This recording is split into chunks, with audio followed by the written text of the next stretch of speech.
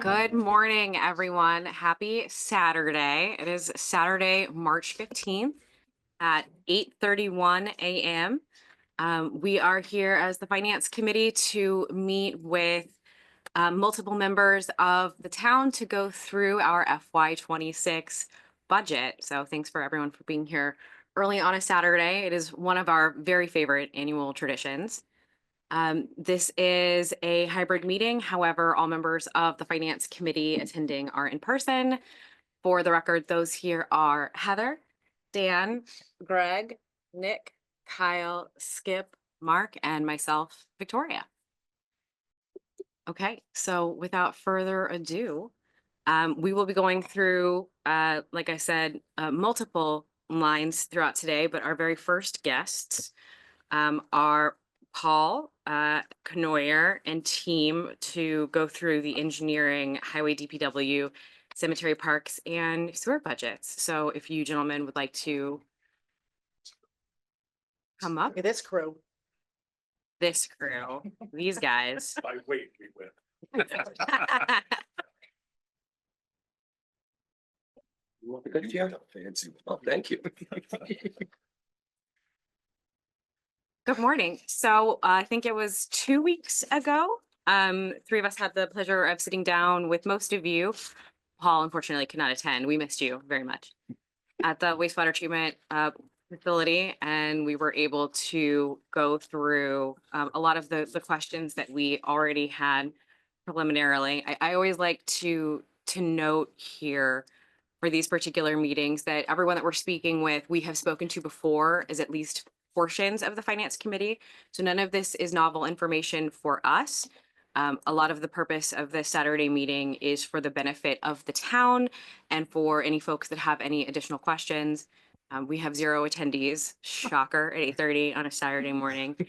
But I just like to keep that in mind. So with that, our very first item is engineering.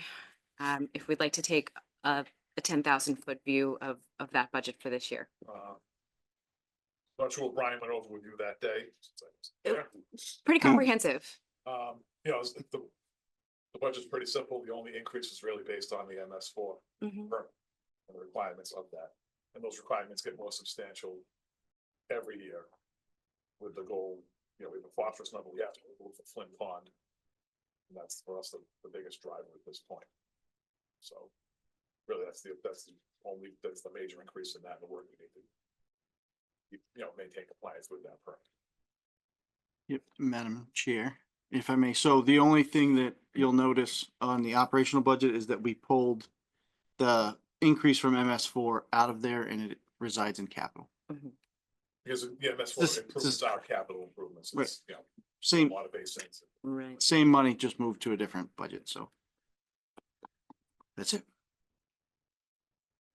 And what does the anticipated increase look like for 27 for the MS4 permit? Is it similar? It's more? It depends where we end up with. We have a couple of improvements we're gonna do this year. The sewer commission has actually several years ago voted to give $100,000 to a specific project for phosphorus removal. Right. Based on the fact that it's cheaper to remove the phosphorus at the source. The hope that the next wastewater permit, the phosphorus number is an increase, which would be millions of dollars. So we can do a bunch of small improvements with stormwater basins. And some improvement system, construct a wetland, so we already have to remove that phosphorus number from Flint Pond. If we can achieve the number they want and they don't change the number, there's a draft permit out, because that permit was 10 years and it's about to expire, so there's a draft, which actually decreases the amount we can put in further. So, I don't know what the number will be for 27. I wouldn't venture a guess.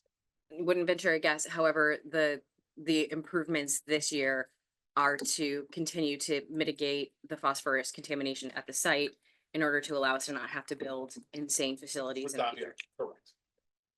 Makes perfect sense. It certainly won't be less money. That's fair. That's fair. Does the committee have any specific questions?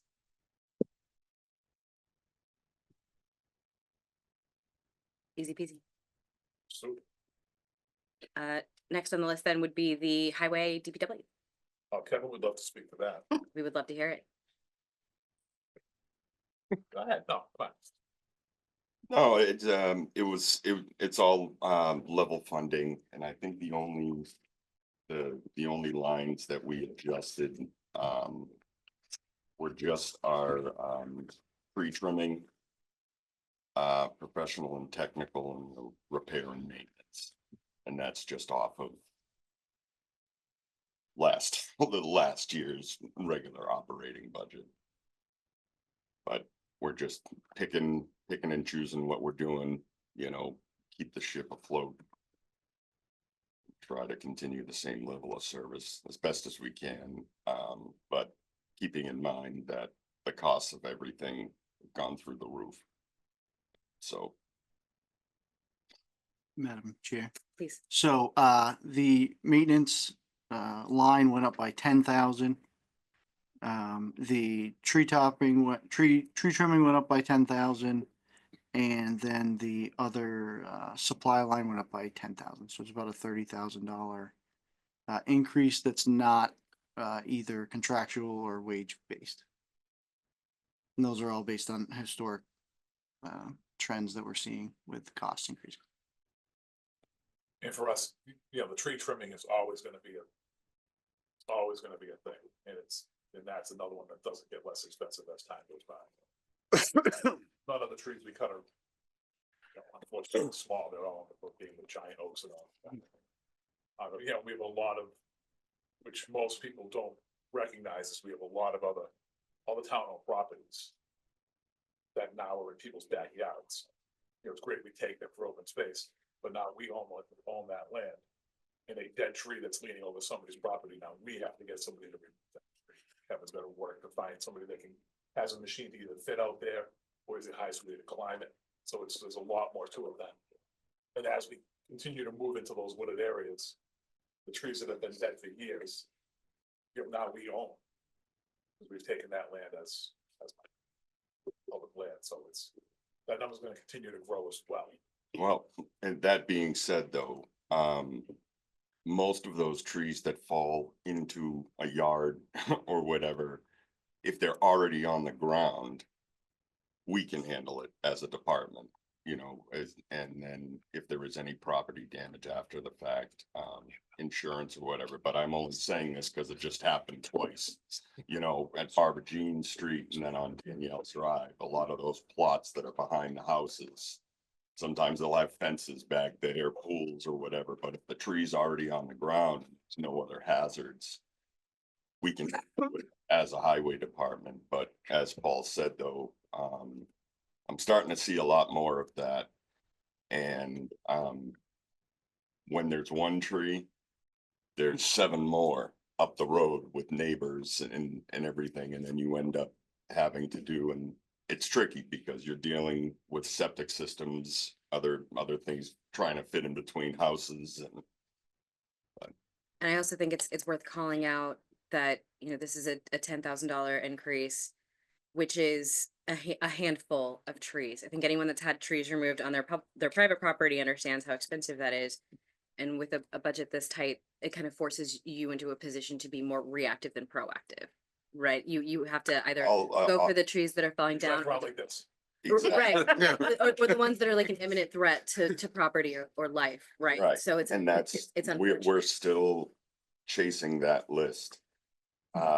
None of the trees that we take down are either our ideas, probably do that. It's all the emails and phone calls, and most of the time we're not even aware of it because it's behind somebody's house, and then we get there and we're like, oh. Yeah. And so we're 2 years still ago. chasing that list before we're doing our own cosmetic surgery that we notice first, Right. and it's expensive. So, Well, thank you for being a good steward to our forests.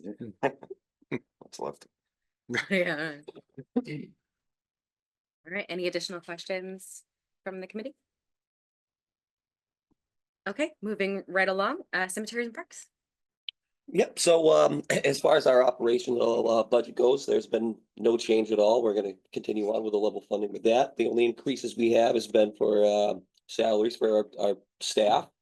And other than that, we're just gonna continue on doing what we do.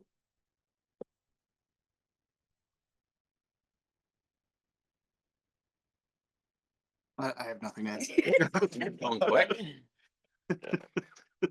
Great work, Daryl. So how well has the current budget matched what you've needed to do for supplies and all the non personnel expenses so far? You've been able to keep up with what needs to be done? Yes, yeah, I mean, really what we focus on the most is just safety and functionality of our parks and our cemeteries to begin with, so. The price of things like grass seed has gone up, it has fluctuated, it's gone up, it's gone down, some with supply chain issues, some with like wildfires out in Oregon and Washington like that was ruining seed crop. But last year, the price of seed actually went down. We started looking into other seed vendors as well. So we're able to survive for now. I don't see any problem coming up in the next year. Evan, over the last, since you've been town administrator, we've seen barely any increases in the DPW budget. We've really maintained a tight ship. It's a credit to all you guys for the great job that you do, because you really haven't gotten any more money over, at least the 7 years I've been on the finance committee, been nothing. So great job. Thank you, and I'll just add on that is, over the last 10 years, we've bought, I mean, as Roger's been around a lot, this as well. We used to buy cheap stuff. All right, that only cost $5. Go get it. Where you could buy something for 20 that would last forever. So we've been buying better stuff, which has certainly been a benefit. We've got two really good mechanics that kind of deals with every day that, are able to fix a lot of stuff in-house and keep it going. But you guys have been supportive as far as getting us more expensive. We're not buying an international truck, we're buying a Mack truck, which the one truck is very old. So that certainly helped us out as well. It's really amazing. Like when we found the salt neutralizer and keeping all the trucks inside, and like what a difference it's made. And they all look the same when they're nosed into the wall. And it's funny when you get to the point when you're like, what's the oldest one? What number is that? Because it works. Yeah. Disappearing trucks. When you walk in the highway shed, when everything's dried out, you can hear the rust falling on the floor. Not anymore. Yeah. Just Kevin. You saw that? On YouTube. All right, and the last line for you gentlemen is sewer. Jump in there. All right, so operational wise, we are also level funded with just annual increases in the salary department. We have a few increases to energy, our sludge disposal, which we don't have any control out of. Annually, they usually go up. And the other big one would have been our chemical supplies for our ferric and magox that we used for the treatment process. Other than that, there's really nothing else major. And then we have our indirect costs that we don't have any control on. Any rate increases here? No, the goal, we've made it further than we thought we would with the current rate. But in that respect, the new construction has helped offset increases. Costs, so.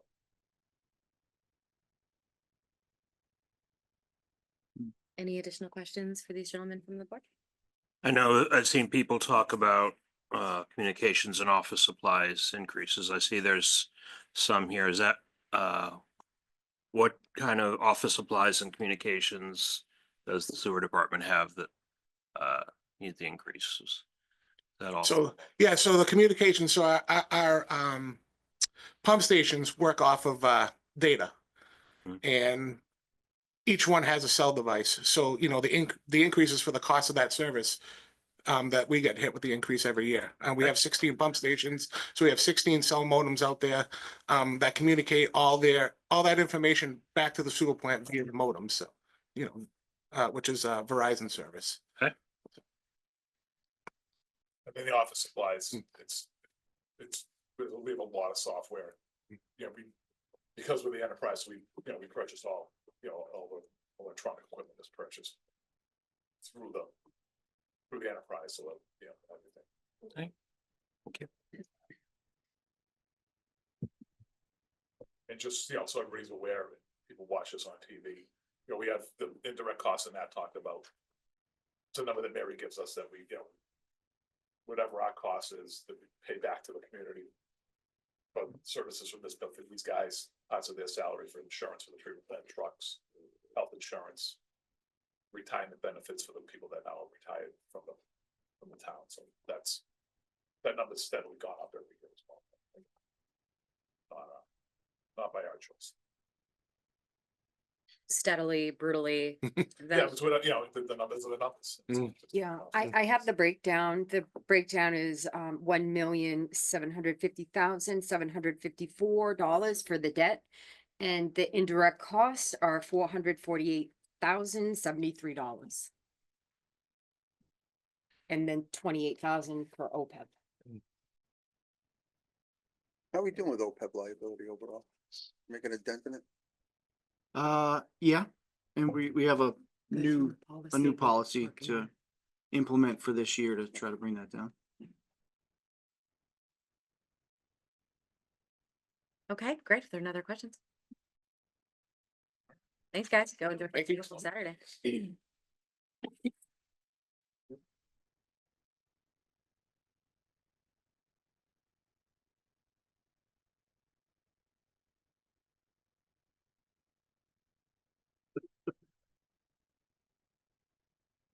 Next on the list is the conspicuously absent Chief Matthew. He's in the hall. Oh, perfect. Want me to grab him? Would you mind? Here, we gotta go get him. Let him, he's welcome in at any He's very time. popular. He gets held Yeah, up. that's No, what- fire chiefs are What is he? easily distracted. Good. Part of the ADHD. I love having that. Morning. Good morning, sir. How are you?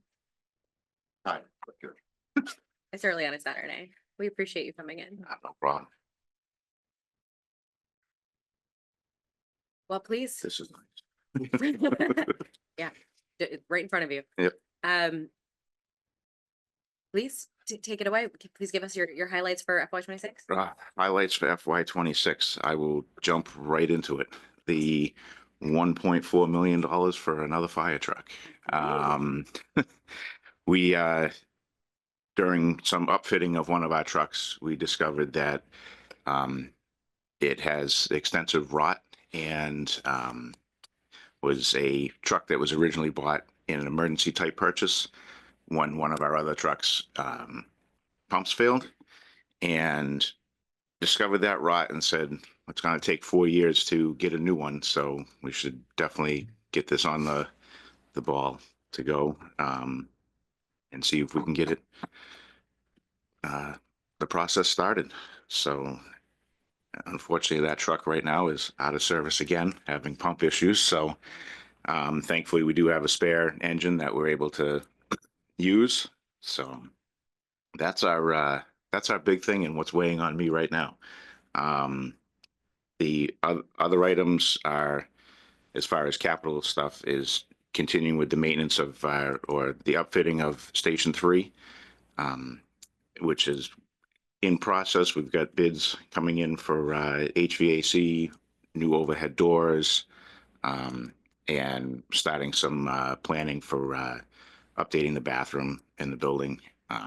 Right now, it's a bathroom / locker room, so it's the one person at a time for a giant room. And then the other issue to finish up, Station 2, we had a water leak there, and we'd been talking about repaving the driveway for many years now, but after the water leak and the construction to fix it, it is an absolute mess with sinkholes and other items. So in order to get that back to where it needs to be, we're looking for that. Our Knox box security key system. We implemented the, why do I always lose this? The, either way, the rule that you have to have a knock box on your building bylaw. Thank you. Bylaw committee. So, You can and venture a any. guess at it. I'm gonna come up with a bylaw. Just pick anything. I would have Yeah, said right. yes. I wrote You- to this, so. Fair enough. So requiring anybody with any commercial building or any residential building over 3 units that has an alarm system to have a Knox box so we can gain entrance in without causing damage to the building. So part of that is every fire apparatus will have a key so that we're able to get in, and this system actually secures the key so that we know who accesses it, when they access it, so that we can keep track of that as a, to cover us if something was to happen. Yeah, those are my big highlights. Other than that, things are going great. A specific question, I guess, the engine that's down right now because of pump issues. Yep. How long are those units generally out of commission with that kind of mechanical problem? It all depends on what it is. We believe it's fairly simple. We're just waiting for to get in the queue to the service place, which is probably next week. So the place we use is very responsive, and they'll actually take a look at the truck and say, oh, well, it's, we can fix this now. We have to order these parts, but it's not a life or death thing. They'll be able to put the truck back in service while waiting for parts. And we've had issues in the past where we would send a truck somewhere and we wouldn't see it for 3 months because they're waiting on parts. And then we pick it up and they're like, oh, you never fixed the thing we sent it down for, but you found those 8 other things. Thanks. So, Staffing wise, call firefighters still. Yep, good compliment. We Auburn Fire Chief actually does a survey every 5 years to see where we are. And Grafton was the only one in the district that actually increased call firefighters. We went up by 15%. The average of the other towns that have combination departments, full-time and stat and call, all dropped between 25 and 50% call members. So, That's pretty much standard Yeah. across the industry, isn't it? Yeah. Congratulations on. Yeah, so you got an atypical guy running the thing. is what Absolutely. that's- Well, that's awesome. more than you know. So yeah, that's something when we did it all by email, and I was pretty proud that we could put in that Should be. we were the outlier that we were able to gain people. But right now we have 63 people, and then the 2 full-time, myself and Kathleen Colleen. So we're doing good. We're doing a ton of training. At the halfway mark of the year, we were at 2,000 man hours of training that Oh, wow. that people have shown up for and done. So a lot of improvements, but a lot of young people too and new people. So we're getting a lot of the basics done. So It's great, Chief. That's Yeah. good to know. I noticed like a total of a huge increase of 22,000 this year. It looks like mostly, in fact, it's almost entirely personnel and training. The shift to training, is the increase of new or increases in costs? just the amount of training that we're doing, and also to make it more easily trackable under finance, we moved it out of the salaries into the training, so we're able to keep an eye on that stuff. Thanks to Mary. Madam Chair, Yes, please. I do want to just point out that the fire department has a 22,000-ish increase, but the chief has not renegotiated his contract. He's in current negotiation. So I would anticipate that number would be Oh, Like- 22,000 is slightly coming from higher. him. right, all of it. Yeah. So I just wanted to flag that Thank so you. that the chief didn't have to flag. Fair, thank you. Yes. When do you expect to have that done before the town meeting? Yeah, I'm not negotiating it. Oh. So, Chief, do you expect to have your negotiations settled by town meeting? I hope so. yeah, we all hope so. That's Yeah. that's the goal. Yeah, it's hard to believe it's been 3 years already. So, It's flown by, huh? oh yeah, it's crazy. Did that? Yeah. You don't have to work with them every day. That would benefit. I didn't do any of that stuff. Have any of the other, those other departments with, with on-call, you know, declining, has anyone like reached out at any point to like ask for tips on recruiting? Because it seems like you probably have some stuff to share with other. So Other communities. everything we do, we stole from other people anyways. We saw what worked. And I've talked to the Millbury chief because they're having a tough time recruiting over there. And what I always tell people is you got to be positive. We do the yard signs and stuff, but having the staff that's positive about doing the job, and when we're talking about the commitment for training and stuff, it was always when it first came out that you had to attend the 240-hour academy over 4 months. Everybody was like, "Oh, that's awful. Nobody's going to want to do that." And that was the sales pitch. Well, that's great that you want to be a firefighter, but you got to do that 240 hours. And, you know, so now it's with everybody that's gone through the academy, the message is, hey, it goes fast. Yeah, it's tough. But when you come out, you have your firefighter 1-2, which you can use, you know, if you're looking for a full-time career in the fire service anyways. And it's, again, all about the positive attitude about it. And usually we definitely word of mouth, we'll get a group of, well, you know, one member of a group of younger kids that hangs out, and it's like, hey, this is actually pretty cool and all that. So they spread the word, and it's been excellent. So, but yeah, so we're trying to help Millbury out and a couple others to do that and stuff, but it's interesting. Yeah, it seems like a situation where like helping out the communities around us helps us too, because you know, they're our backup. Yeah, absolutely. Yep. And we're their backup. So if they're stronger, then a little bit less burden on us. So Yeah. Of those 63, chief, are they all Grafton residents? Yes, that's one of our requirements, They- is that you they have to live in. Grafton. Yep. That's a pretty. Chief, where are we for full-time staff at this point, and does that cover your needs for future? So full-time staff is myself and Captain Clean, fire prevention officer. We need somebody else. You know, the original study of the fire department said that we needed 3 full-time people. And we're covering everything right now, the stuff that comes across the table. We're not getting out ahead of stuff as far as like community outreach, periodic inspections for businesses and stuff like that. We did start a programs that when we catch up with other stuff, we're able to get out to see some of the businesses and do safety inspections for them.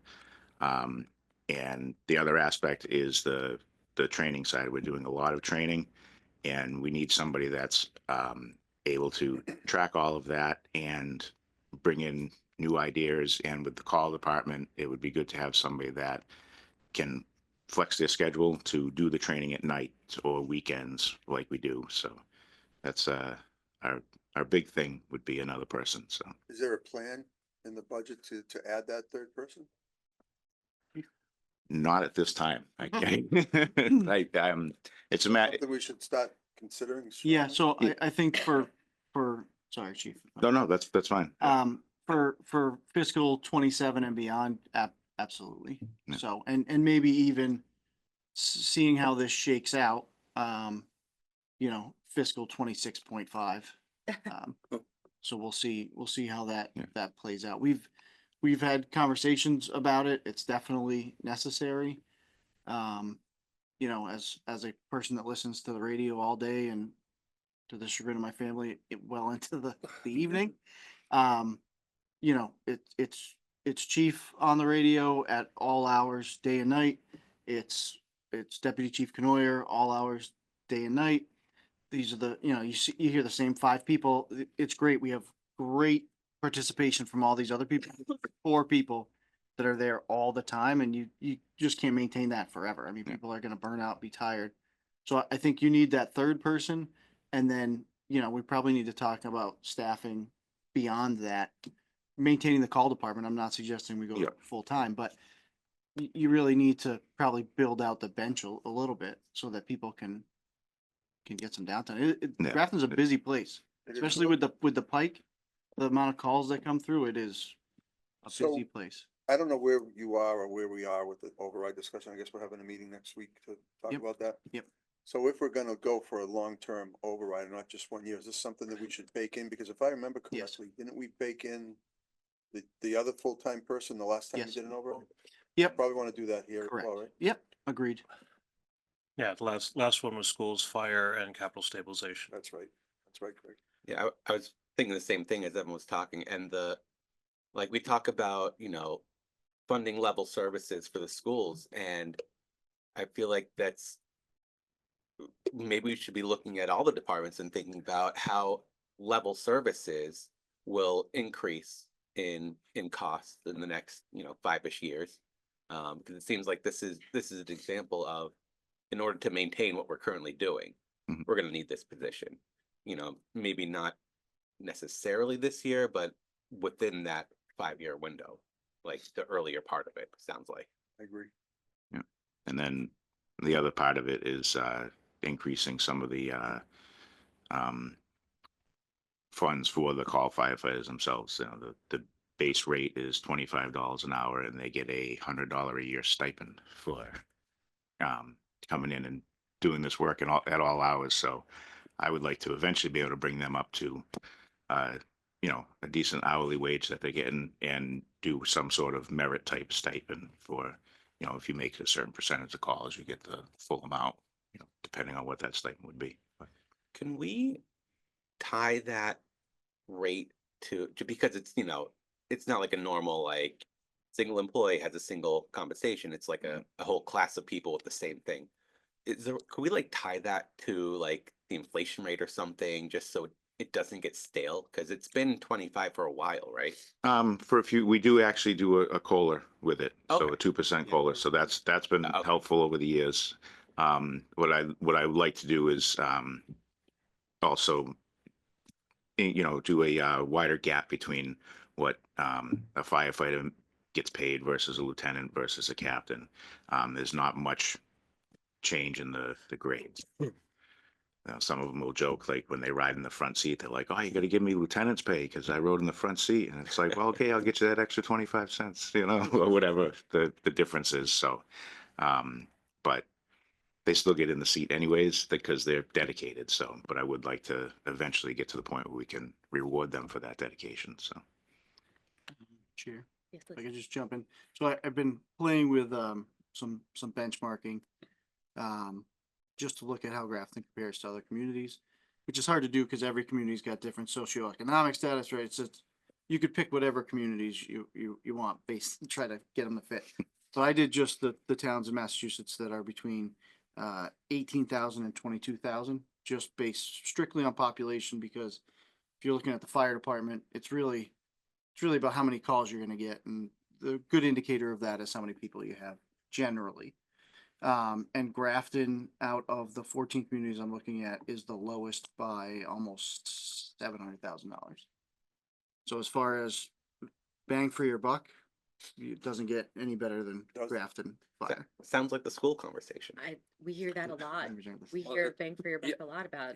Bang for your buck But part yeah, of it. okay. We talked about this the other night. Somebody made the question about asking what the rest of the town government would look like if you went and said we want a level fund or something. That was Kyle. The rest of the town is farther behind the 8 ball than the school. And you're hearing that now. Yeah.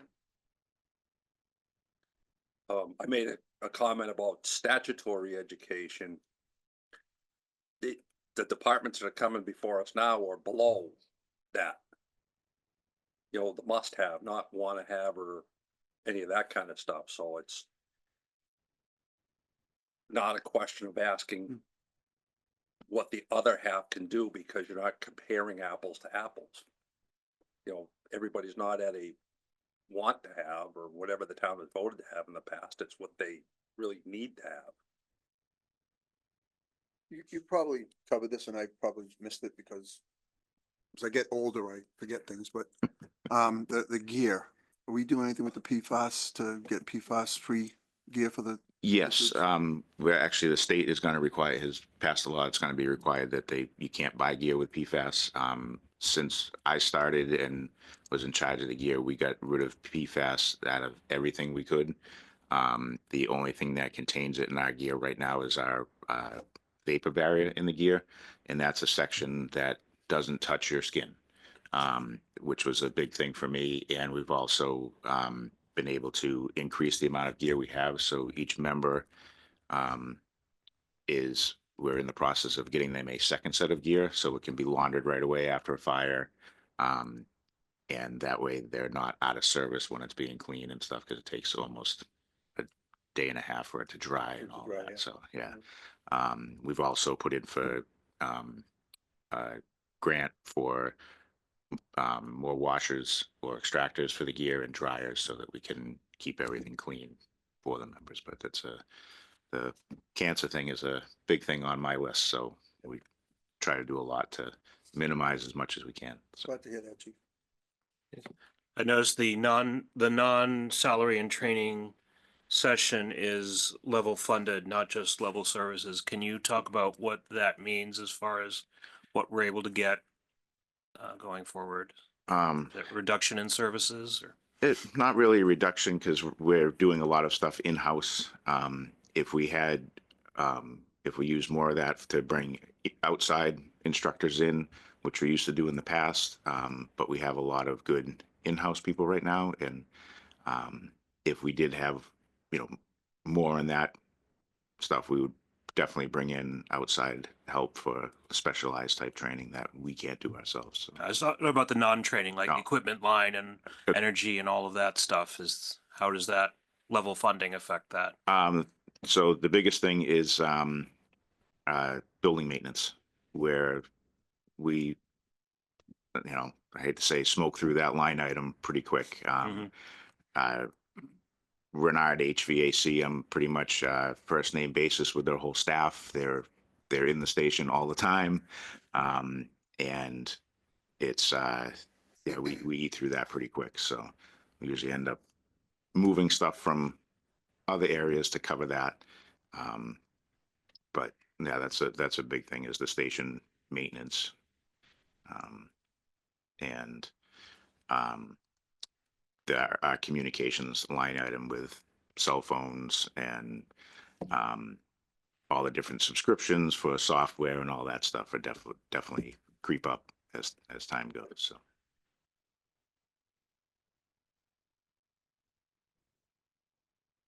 This is a graph.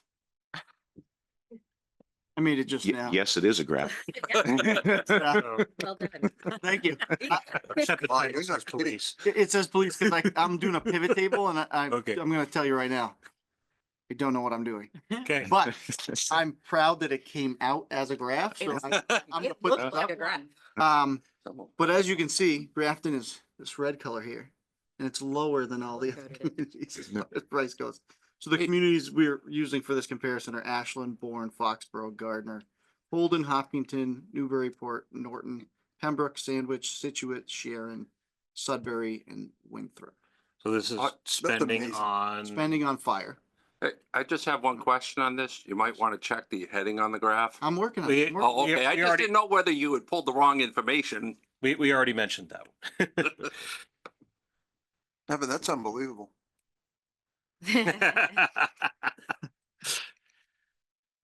one. It is. Is that, those are, like the total budget? Like the total For dollar fire. amount? Okay. For that fire, that each community spends on fire. So obviously, most of those are full-time departments. A lot of them are full-time, but they're the same population as. Yeah. Oh, as okay. I was Grafton. gonna They're- ask they're- what the, They're 2,000 people, give or take, on either side. So again, like I just said, I could, 20,000.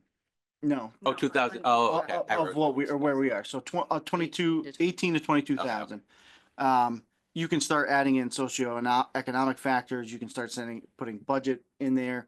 But when you're looking at the fire department and police to a certain extent, in my opinion, population is the main driver of that, because that's gonna drive the number of calls you have, types of service you have.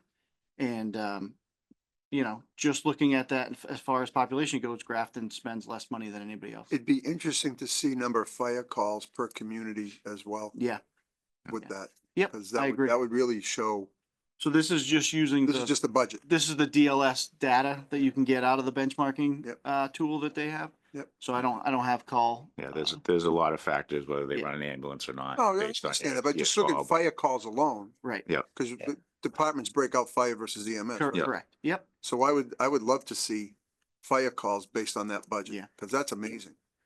Sure, it'll I'm also gonna make affected another by pivot land right now. area Yes. and Not right now. commercial. What's that? I say land area and commercial are probably other things that Right. affect. So I tried to, again, just quick and dirty off Yeah. population. So That's good. a lot of different factors, but I think that no matter what factor you pull, when I was playing around with the data, Grafton's still doing better than 90% of the communities in the Commonwealth. No one's gonna accuse the chief of bad behavior, right? Whoa. Certainly couldn't imagine. It all depends on what. I didn't know that was the extent. Yeah, this is this is taking a turn. I mean, his review's coming up. His view is coming up. Yeah. Same as mine. We just gotta keep it together a few more weeks, Chief. Yeah. Yeah. All right, that's striking. But in the interest of time, does anyone have any additional questions for the chief? Well, thank you very, very much for Thanks- coming down on a thanks for having Saturday me. morning and No giving us the problem. brass tacks. All right. Well, See you, chief. good to see you too. Off to training today, so. Oh, high five.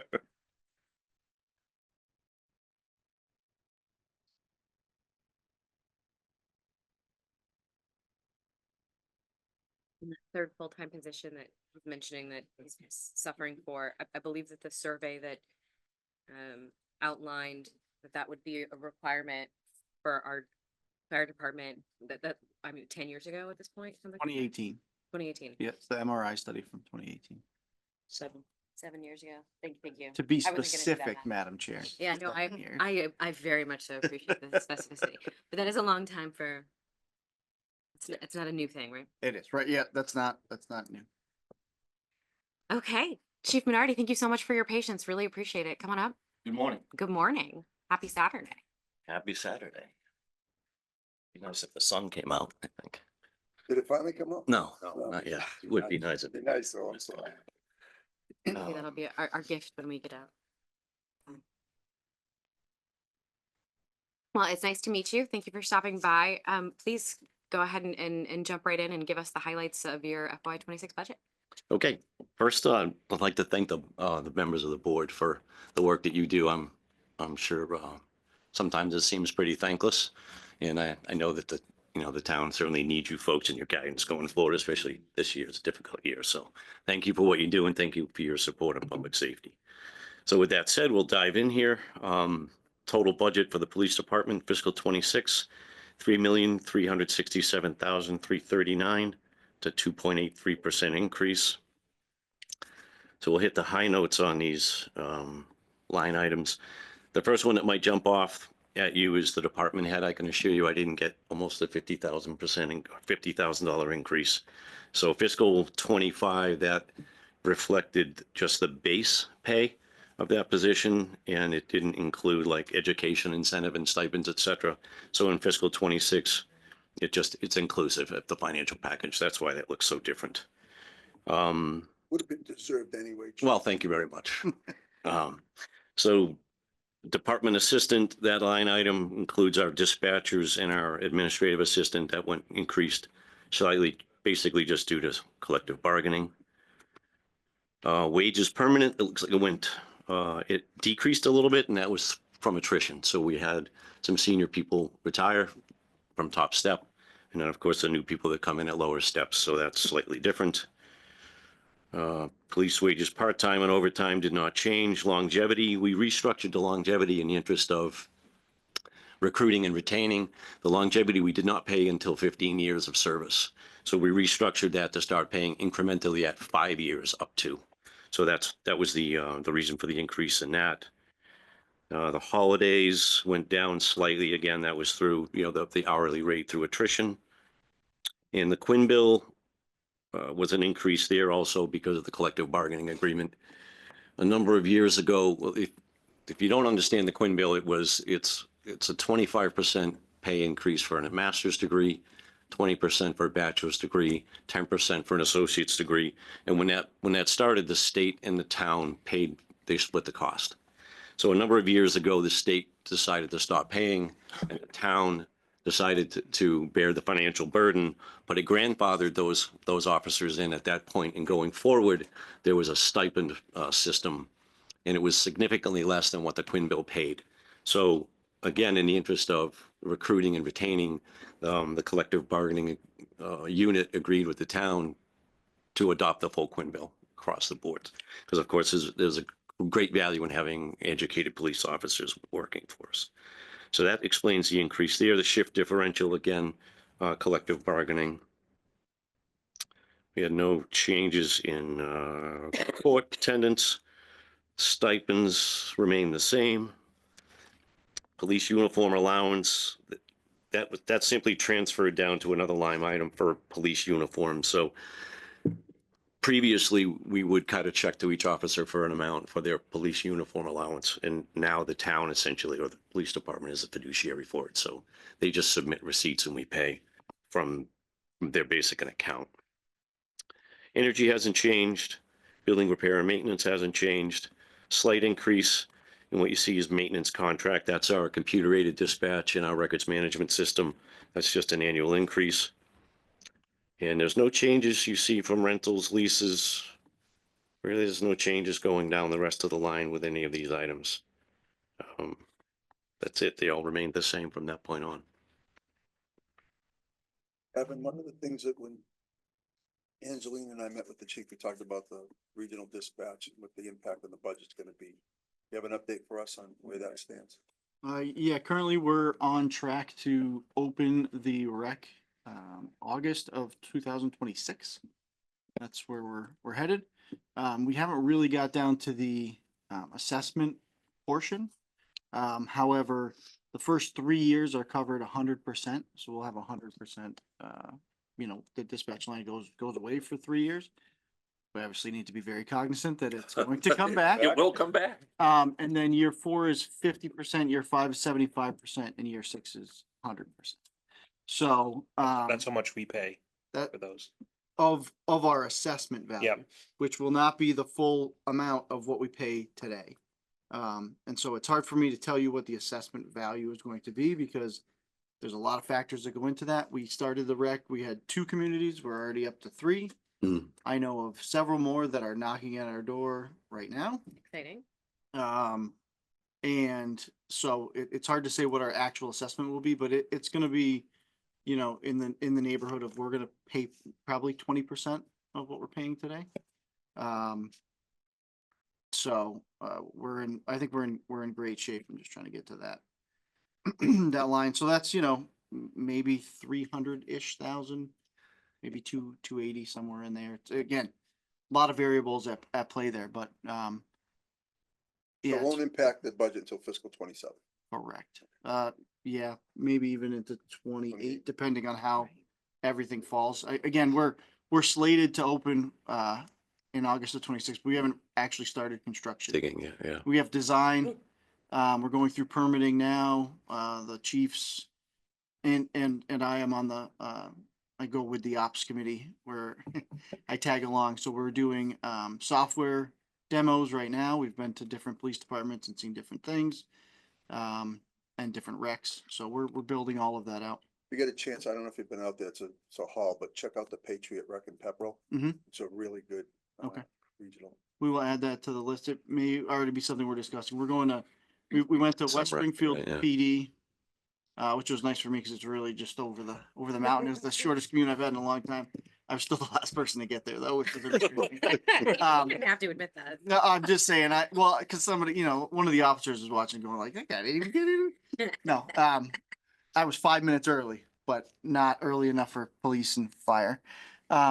So then we got a great tour of their facility and what they're running. They're running a dispatch software called Mark 43. So we went and did that. We're going to SEMREC, which is in Foxborough. We're going next week, I think. Tuesday, right? And then we'll add that. Patriot, you want to talk to a gentleman by the name of Dave Stairs? He's the one that runs it. Okay, Very knowledgeable. He'll give you a lot of good pointers and insight. awesome. So yeah, we've been getting around, so. If I could add with the rec, something that's important to keep in mind, we run with 4 full-time dispatchers and a permanent part-time right now. So that's never more than 1 dispatcher at a time.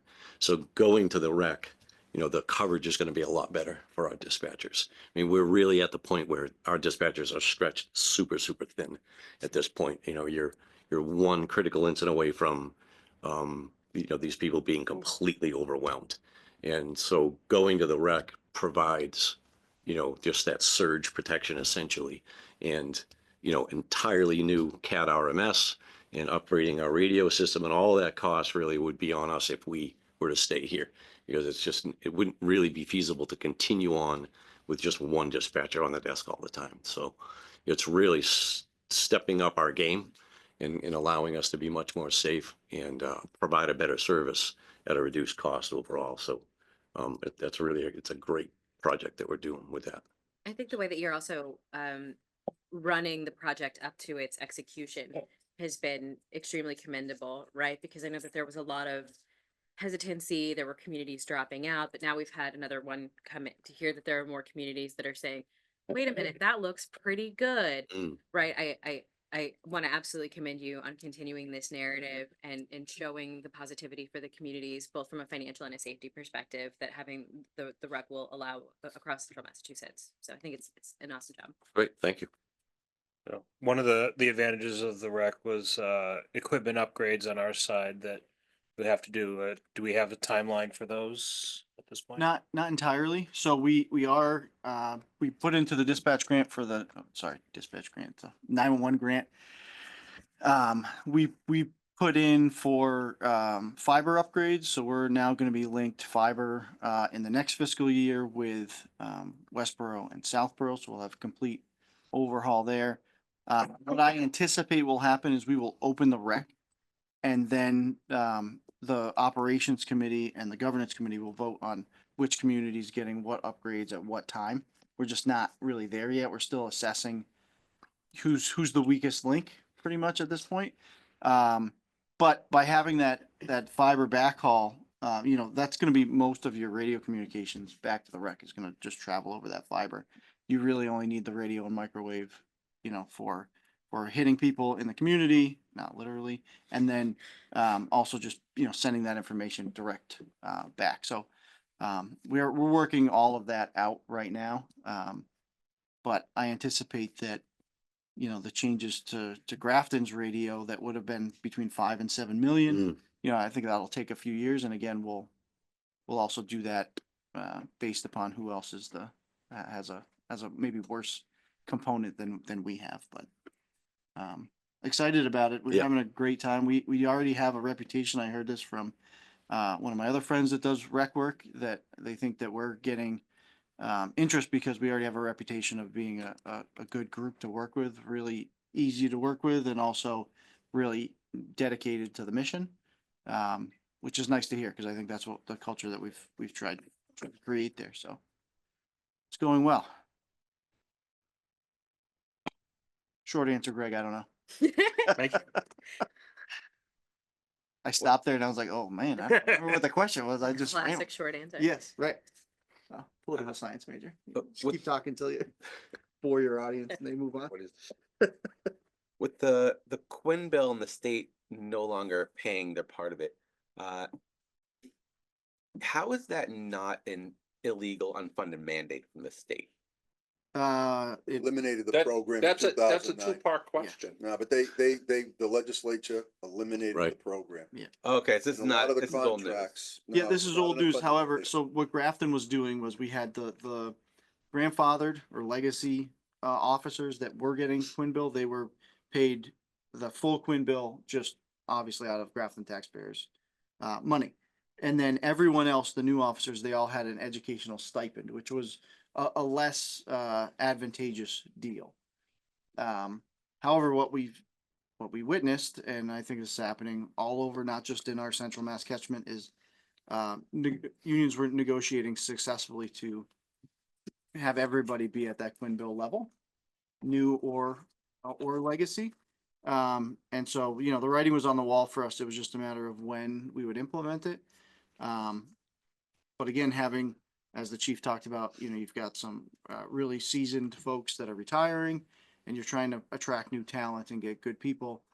Well, the educational incentive makes a huge difference in salary. So, you know, we negotiated with the union to just match it. And so now everybody gets that same benefit, which is better for morale probably overall, right? There's no disparity, but, yeah, total unfunded mandate program went away.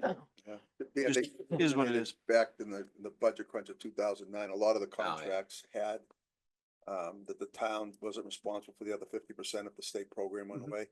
So that eliminated a lot of the problems. And then, as Evan just said, over time, we've been building it back up for the various I mean, it makes sense. levels.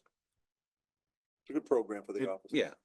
Yeah, it's highly competitive to attract qualified personnel. You know, it's not just in law enforcement, but it's very competitive, you know, and kids are in the academy and when they apply for a job, the second thing they ask for is a copy of your contract so they can compare it to what, you know, what's out there. And I understand that it makes perfect sense. And 30 years ago when I got on the job, I didn't ask what my pay was. I didn't ask what shift I was going to work. I was happy to get the job, and I was quite honestly afraid to ask what I was getting paid. Now it's very different. And again, it's fine. It's just it's a different environment, a different workforce. So it's important that we can attract those people. And when we've been fortunate that we don't have turnover. We have people that are retiring. We don't have people that are leaving to go to other organizations. And there's an intrinsic value to that because it's expensive, it's costly to train, and it's an unknown when you can try to screen people as best you can, but when you get them, it's no guarantee. So that's important that we're able to keep them, and that goes a long ways to doing that for us. Chief, do you want to talk about capital? real Sure. Quick before you. Is it It's on the. It's on on this one of one? those. I can also call them out if it's easier. 'Cause I can throw them up on the screen. I was looking for it in ClearGov the other day, but I'm not exactly what Yeah, I person. broke that. Oh, you broke? I did, Oh, yeah. all right. Took me 3 hours last night to get the paving for the fire department to show back up. It's just gone. Just like the pavement. Chief, I'll go. I have it right here. Okay, so great. If I'll just be helpful. My normal helpful self. The police department has a number of programs in capital right now. The first one is the Flock LPR camera system that we discussed a little ways back. That is the license plate reading system. So that would be a 10 camera deployment in various spots around the community, and that helps with bolos, missing people, tracking bad people coming into your community, and various other things, right? So when you're in a community like us with 20,000 people and you have 3 or 4 people on a shift, they can't be everywhere.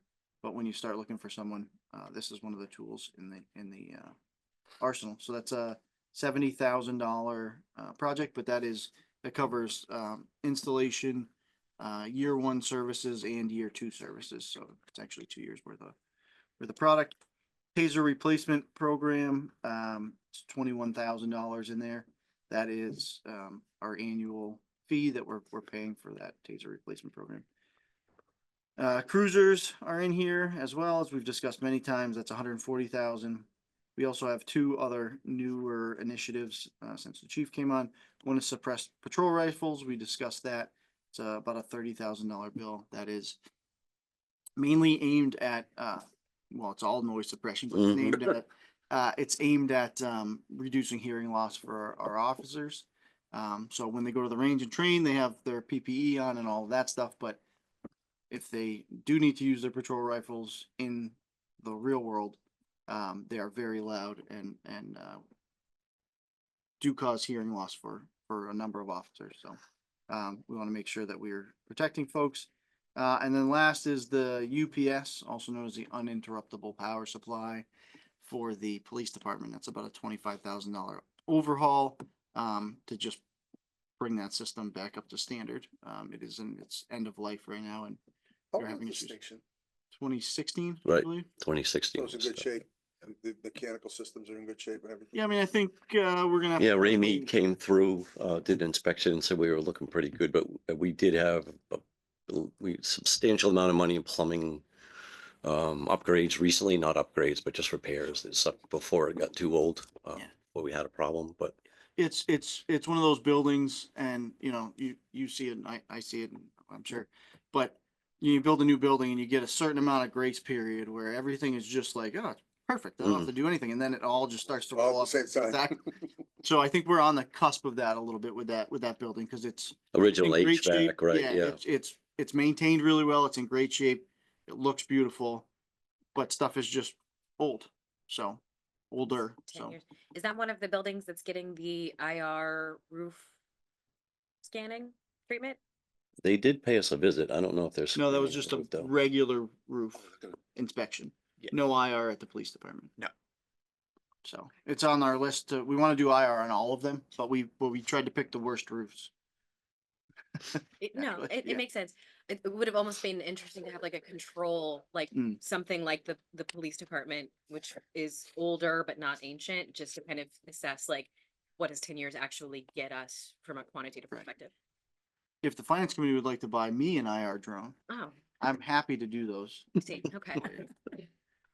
Free of It's cost. left in the reserve fund, Victoria. That's right. Yeah. Speaking of that, no. And that is it for capital for PD. This is the chief's first year doing the budget. I think he did a great job. Well, I fall back to Mary and Evan because they've been helpful and very patient with me, so I owe them all the credit. My favorite part of our initial budget meeting was Mary throwing out all these financial terms, you know, journal entries, and we're gonna do this, we're gonna do that, and the chief going like, you know, heck is this? And I just said to him, you don't have to understand any of that, because I've been doing this for 10 years. I don't know what any of it means. Just say, okay, Mary, and then move on to the next thing. That was a relief. It was such a relief. Yeah. Okay, well, if there are no other questions, Thanks, chief. thanks, Chief. Really, Thank you really very appreciate you much. stopping by. Thank you. Hopefully you enjoy the rest of your day. Oh, we love it. How could we not? We live for this. Yeah. This is the finance committee Super Bowl. Kind of is. It really is. Marathon, I don't know. Evan, it used to be a 3-week Super Bowl. Oh, and Yeah. well, when I First started, it was year. 3 days, and I was like, Three this, Saturdays. I have made a mistake. Full. 3 Saturdays. They weren't And half it, days. they weren't half either. days, no. No. We've grown in efficiency, if nothing else. and Absolutely. I love that for us. Okay, so speaking of, Adam, please come on up, representative or the head of the recreation department. Rec to rec, right? Oh. Save, How you long were saving were you that. Yeah, I was saving, I've been thinking about it for the past half an hour. It was perfect.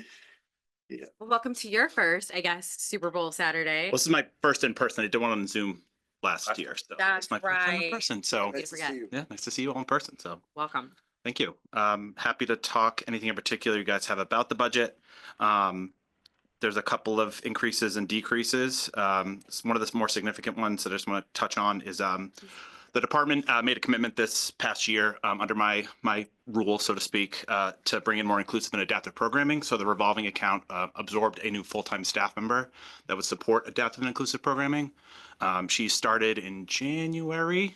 She's been hitting the ground running, and part of that increase includes, I'm calling it an ADA accommodations fund, but essentially we're looking to expand programming for those that have any type of limitations. So we're looking to get like an all-terrain wheelchair for people to hike, all-terrain beach wheelchair. Those are between $3,000 to $4,000 a piece. So we're hopefully looking to, that's where that increase comes from under professional and technical there. Those are really the big ones, but happy to touch on others if you feel like it's appropriate. So one question I had, what's the difference between overtime and extra hours? So from my understanding, so initially, so our admin and our coordinator are hourly currently, and anything over 40 used to go into the overtime bucket, but now goes in the extra hours bucket. Did I get that right? Yeah, so here at the municipal center, we work 35 hours a week. So extra hours if, so you don't incur overtime if you work 35 to 40 Okay. hours. So that would be extra hours. But if they did work beyond 40 hours, that's where the overtime.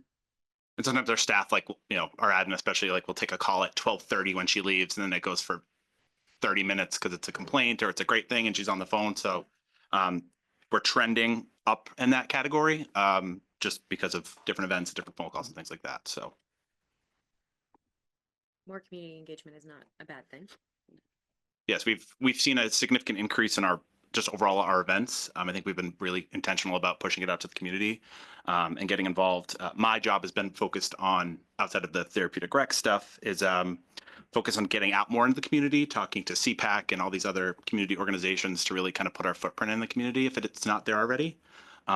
So I think that's definitely shown up in, like I said, we had over 2,000 people at the craft fair for Grafton Celebrates the Holidays, which is the biggest one we've ever had.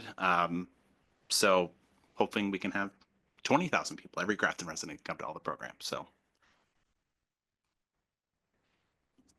I have nothing to add, Madam Chair. Any other highlights? The craft fair, a great example Yeah. of other massive successes and learnings that you've taken from them that you're gonna bring into FY26? yeah, I mean, I think the biggest thing is that connection piece, like I said, really getting into the community more and really starting to show people that we're not just a camp and sports department, we're more than that. That's kind of what rec gets its name typically in most communities. But I think the biggest thing for us is really starting to focus on how we can offer more programming. Like I said, we hired the full-time therapeutic recreation staff who's doing adaptive and inclusive programming. We made a goal in the department to offer at least one free family event every month. We have one actually tonight, board game night, if anybody's around, anybody online. So we're doing that. So we're trying to kind of expand our reach and give families in the community a chance to do something and recreate in Grafton without having to spend, $500 on a weekend at, Great Wolf Lodge or something like that.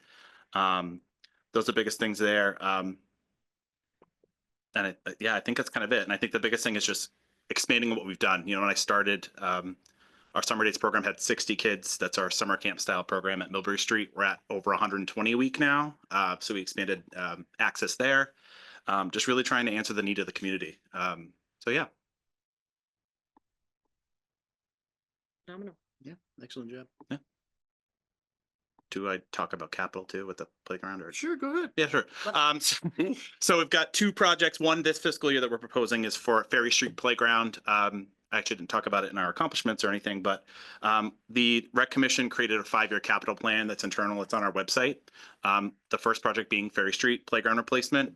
We're hoping to create the first fully accessible playground. Norcross is accessible, but there's playground mulch. This playground will actually be fully poured in place rubber. So it'll give those that have mobility issues the ability to use all the equipment. So that's the biggest one. That's a $100,000 ask from capital, and the rest is an application through CPC. So those in lockstep will hopefully fund the project. Next year, we're looking to potentially replace the dock at the beach. When I got here, it literally looks like a piece of plastic merged together, and it's supposed to last 10 years, and we're on year like 16, 17 at this point. So the hope is to make that dock an ADA accessible dock. So making it 4 feet wide, so for those with mobility issues can use it as well, and hopefully add a ADA accessible kayak launch that will be open in the summer as well with that as well. So those are the big things that we have coming up the pipeline for the next couple fiscal years. We're hoping in a couple years down the line to update Riverview, their playground, not Riverview, airport playground. And then, yeah, that's pretty much it that we have. So You mentioned the kayak launch. Is that also at Silver Lake? yes, it would be at Silver Lake. Yeah. With the playground, I always forget how it's divided up between rec and parks and cemeteries. So are the playgrounds under you, or is it just that rec has an interest in upgrading playgrounds? Yes and no. So we have a parks guy who kind of mows the grass and fixes issues with the playground itself, but we kind of help lead the charge and build the playgrounds, and they kind of maintain them, kind of thing. So that's kind of how it works.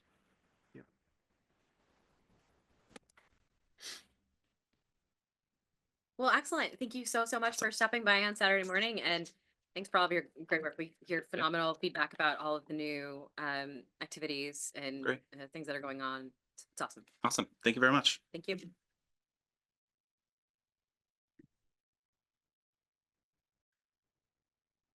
Okay, next up, we have Council on Aging, which I believe is our first, remote representative.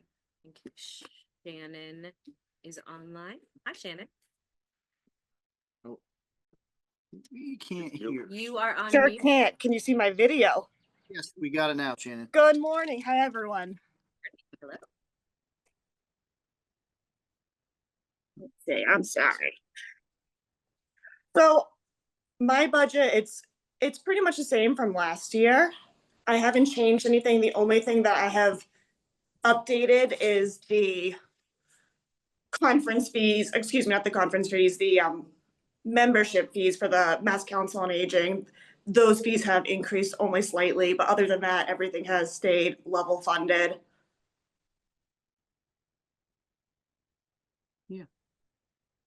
So Shannon does run one of the leaner budgets in Yep. in the town. I think that's fair. to say. Yes. Does a lot with a little. And so, nothing really out of the senior center, but great feedback, expanded programming, different offerings. They're doing a lot of work down there, interacting with a lot of seniors, a lot of outreach. So, We're very fortunate. We have an excellent friends group that does help fund all of our exercises and some of our special programming. And we get some very generous donations too that really help keep all of our programs running. I saw on our agenda that there was a PowerPoint, a couple of slides that showed the activity. Can we take a look at that? Sure. Shannon, I can pull those up. okay. Thank you.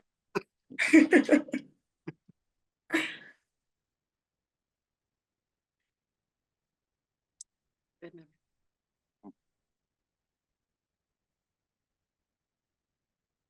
That's very telling.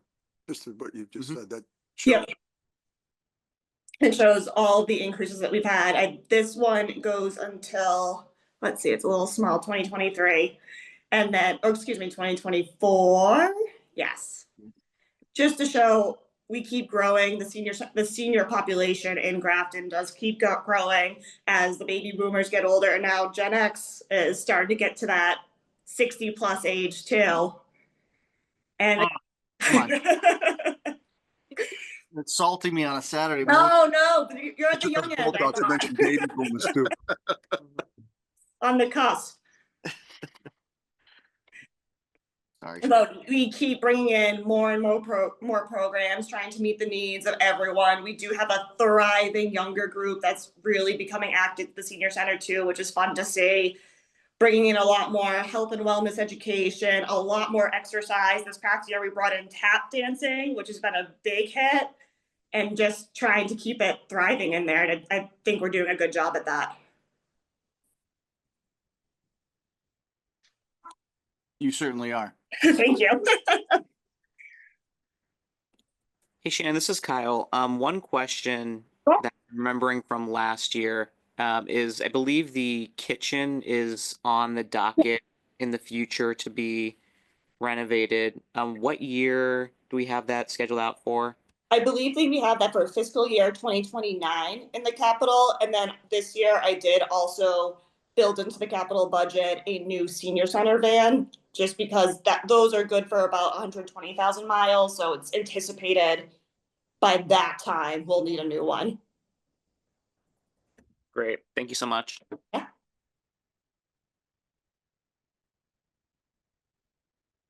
Any other questions? Great job. That just shows too, so that includes 2025, the first 8 months, and I just did a projection of what we'd expect for the rest of the year too, so you can see the continued growth that we have in some areas and some other areas that the meals is the one thing that's interesting, but I think we've actually had more meals in the center and less meals on wheels, which is great to see, and that's why the meals is a little bit lower this year. That's great things about the health of our community. Yeah. So can you talk about the outreach there, what that is and why it's showing declining there? Yeah, so outreach is our outreach coordinator, Lisa Kelly. She does everything from fuel assistance and helping seniors with financial support when even if their refrigerator breaks, you can try and figure out a way to help them. And then she's also doing a lot of referrals for home care agencies, and she supports families when they are transitioning their mother or something from home to a nursing home. She tries to help them as much as possible. The only reason that has really declined is she has been so busy that a lot of times she finds that doesn't even have time to capture every single moment. She has to document all of that, but the numbers would be much higher if she had the time to sit down and document every single conversation she had with someone. So that kind of actually gets to what I was thinking about. It with this being, talking about senior centers, a lean budget, talking about all this, it feels like seniors have been struggling a lot more lately, especially with the way housing has been going. Mm-hmm. And I know from talking to Lisa that's one of the biggest things that people come in, with a problem is that they're getting evicted and they can't find a place. Yeah. And a lot of the time there just isn't a place, and seniors end up literally living in their cars. And I'm just wondering with is there maybe some kind of small thing that if we were to small costs that could have a big impact, not necessarily expecting to have an answer right now, but maybe it's something to think about as we're talking more about an override. Maybe there's some small thing we can add for the seniors that would have some big impact just because of how big the problem is. Yeah, that's a great idea. I know the biggest problem is that there's just a lack of housing, and it's not just Grafton, it's all of Massachusetts, all over the country. We are starting to look into creating our own little fund to help provide assistance for, say, the fuel or any emergency, where it's $500 of assistance a year for a senior. And that is something, we have an excellent gift account, so I've been putting some money aside to make sure we have money for that. And previously it had been funded through ARPA funds, and so we had so much money allocated for that, and then we're finally seeing the end of that money. So I want to make sure we had something else squirreled away to help seniors in need. Yeah, that's good.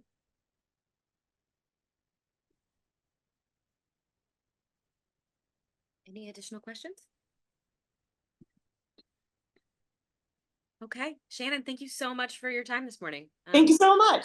I'm gonna work. We love to see it. Thank you. Have a good day, everyone. You too. Bye.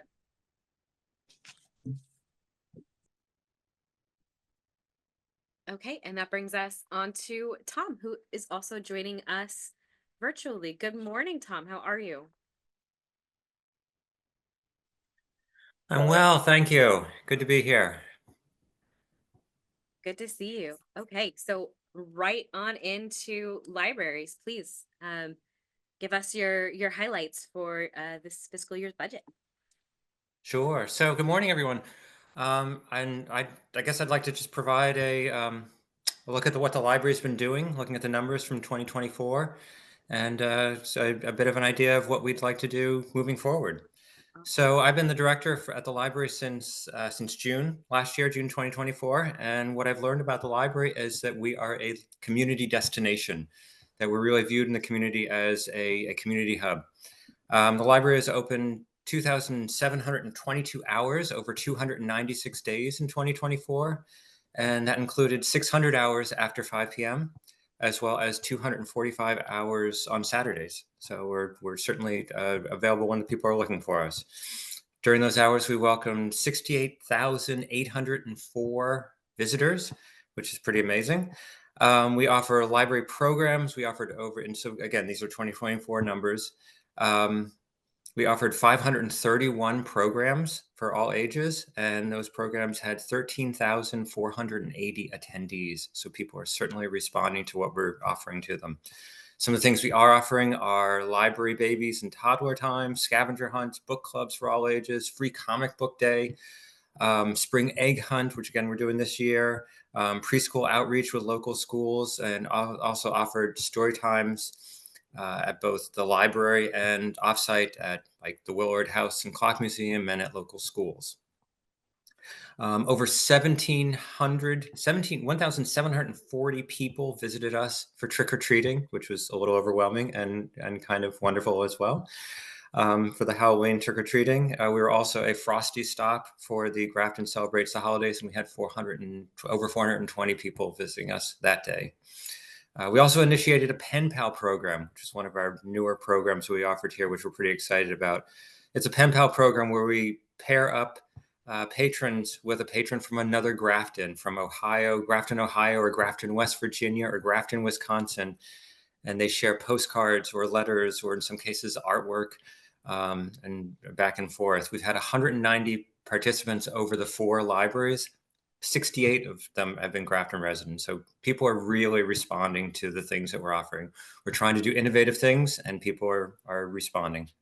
So we strive to be, and I think we're viewed as, by the patrons, as a community hub for adults playing cribbage on a Friday afternoon, or the teen room, which is packed every day once school lets out. So of the 20,000 or so people who are living in Grafton, 9,108 are registered patrons with the Grafton Library. In 2024, we registered 838 new library cards, which is pretty amazing. You'd think, like, well, gee, doesn't everybody who wants a library card have one by now? It's incredible how on a monthly basis, we're still doing like 80 or so cards a month, which is pretty great.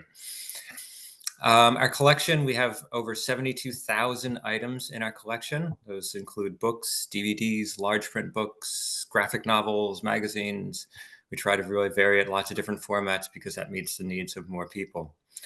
Those items, 152,875 were checked out during 2024, which is a pretty good number. We're pretty pleased with that. It actually was down quite a bit from what we usually do with the library. The flooding that occurred in August 2023 was a big hit on us. So it affected the children's room primarily, and the children's room is where we get so much of our circulation, because when an adult comes into the library, they come in, they pick up their book. When a kid comes into the library, they take out 15 or 20 books. So not having the children's room to be able to circulate items for over a year was a real blow to us, but still doing over 150,000 items circulating was pretty impressive. We also circulated almost 41,000 e-items, e-items circulating. Hoopla is back. We brought that back. It was a service that we had offered at the library before I was there, and then had been canceled. But the patrons spoke up and said, gee, we really miss having Hoopla to read our ebooks and audiobooks and watch movies and read comic books and all. And so we brought it back, because we respond to what the patrons are telling us. And so bringing that back from about April of 2024 through the end of the year, we had almost 2,500 checkouts on that, and it's growing strong there as well. Museum passes, we have 20 museum passes, 882 museum passes checked out during the year 2024, which was pretty wonderful. We are making connections to Wi-Fi is available 24/7 from the library grounds. Over 2,200 people came into the library to access our computers. We answered 2,352 reference questions were answered by the library staff. So we are a resource ourselves. As well as the building is a resource. We had 1,826 public meetings booked to use our library study rooms and places for people to gather, and that was for 6,769 attendees in those meetings. So again, the library itself, besides the resources that we have inside the library itself is actually a resource for the people. So 2024 was a pretty strong year. It's hard for me to judge exactly, because it's my first year here, but I see a thriving community. I see the people of Grafton really responding to what we're offering. First and foremost, thank you very much for that rundown. That's super eye-opening to kind of hear the programs and the impact that the library makes in the community in numbers. Indeed, yes. How, to my ears, some of those numbers are absolutely massive. How do you see that we compare to our neighboring communities in terms of library usage? And Yeah, we're very strong in the community. We're really viewed not just by the people of Grafton, but by residents in other communities as a destination. There are many times when I will be down in the children's room and people will tell me that they come from, and I won't mention any town names, but they're coming from other towns to enjoy our resources because we have a reputation of being such a strong resource. So both in first of all, the building is just a very engaging and inviting building. The resources that we have to offer are wonderful, and I like to believe are really outstanding compared to the other libraries, and also staff. Our staff are so welcoming and engaging, and people feel that it's a safe environment they can come to and really enjoy. So. And how does that compare to we don't have to name names. I Yeah. respect your desire to not throw any other towns under the bus. But how does the way that our town engages with our library compare to our neighbors, just on a general or scale basis? Like, how is Millbury doing? You know what I mean? I don't look at their numbers. I'm not sure. I'm really have been just focused on people, how people are responding to us, and I see great numbers for us. The short answer is better than Better, yes. right, Tom? Better I than don't want to make a judgment call, but I can do it. I don't have to work with any other there you go. so they can all dislike me. We're better than everybody else, Tom. We are better than everybody else, yes. Strong stance. We talked about this briefly during our meeting. Can you talk about staffing levels at this point? Sure. So, I can talk about some of the things that I've requested for in the budget request. The staffing level is tight. We really don't. We're not quite where we need to be to comfortably staff the library, and so it's a big building. And our minimum requirement is for 4 staff members to be on site in order for the library to be open, which is actually way lower than what a realistic minimum when you start to figure in people have to take lunch breaks and such. So having additional staff would be a great resource for us. What I've requested was there are 2 staff members who I'd like to have their schedules increased. I have one worker who is only scheduled to be an 8-hour per week staff member, and she has been wonderful for us, picking up additional coverage when we've needed it, and is always willing to pick up extra shifts because she's just such a great, dedicated library worker. So I'd like if she could be moved up to being an 18-hour week worker. I have another worker who was at 19 hours, again, somebody who's always stepped in and been there when we needed them, and it happens. And I'd love to have her move up to 25 hours a week. I would also like to have 2 additional 18-hour week workers, just because we're running short. And if somebody's on vacation, somebody calls out sick, then we get really tight. So it can be hard for us to cover the shifts sufficiently. And you hear from the numbers that we're doing, we're an active place. We're on the go. So having some extra people would be nice. It would mean that we wouldn't have to go to our temp pool, which would be nice. It'd have a little cushion there. So do you have a long-term plan here? Is this similar to the fire department? What's the thought process of it? Oh, sorry, Tom. You gonna go? No, we recognize that the library is definitely anemic as far as staffing goes, and so we're trying to build that up in the coming years. I think we did increase. Yeah, we're scrambling a little bit to do some math over here. We have different versions of the salary budget. So we did include some increased staffing for Tom. for This the year? library, In this, 26? in this year, yeah. Those two 18-hour positions? Again, we're doing it on the fly a little bit here. We, Apologies. nope, that's okay.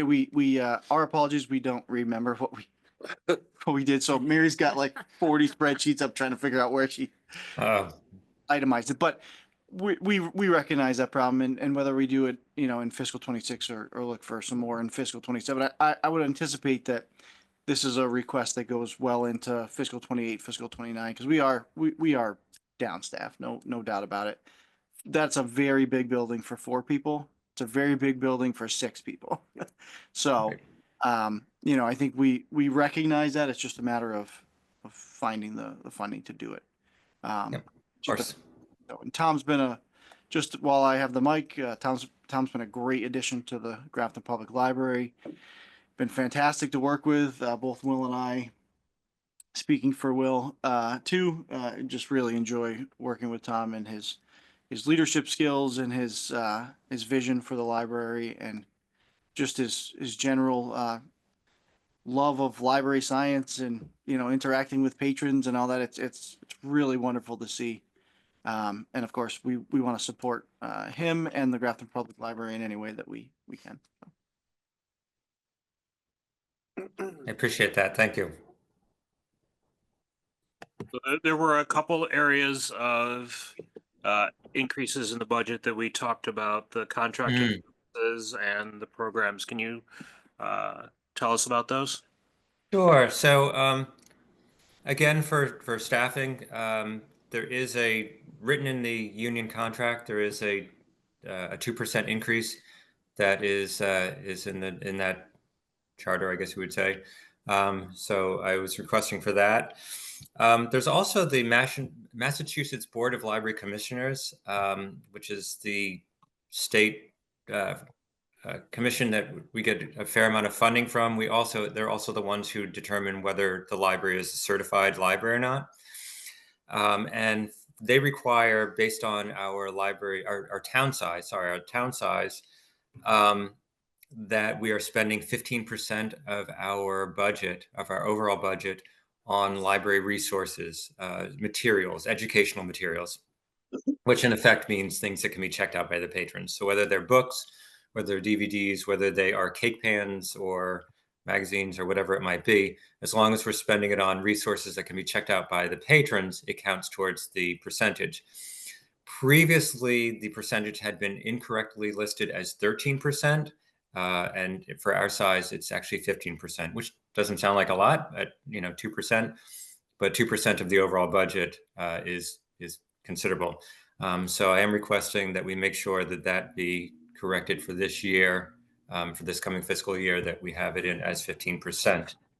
I had also requested additional money for programming. As I mentioned, we had over 500 programs that we offered, and that was with the children's room and community room closed for a good amount of time.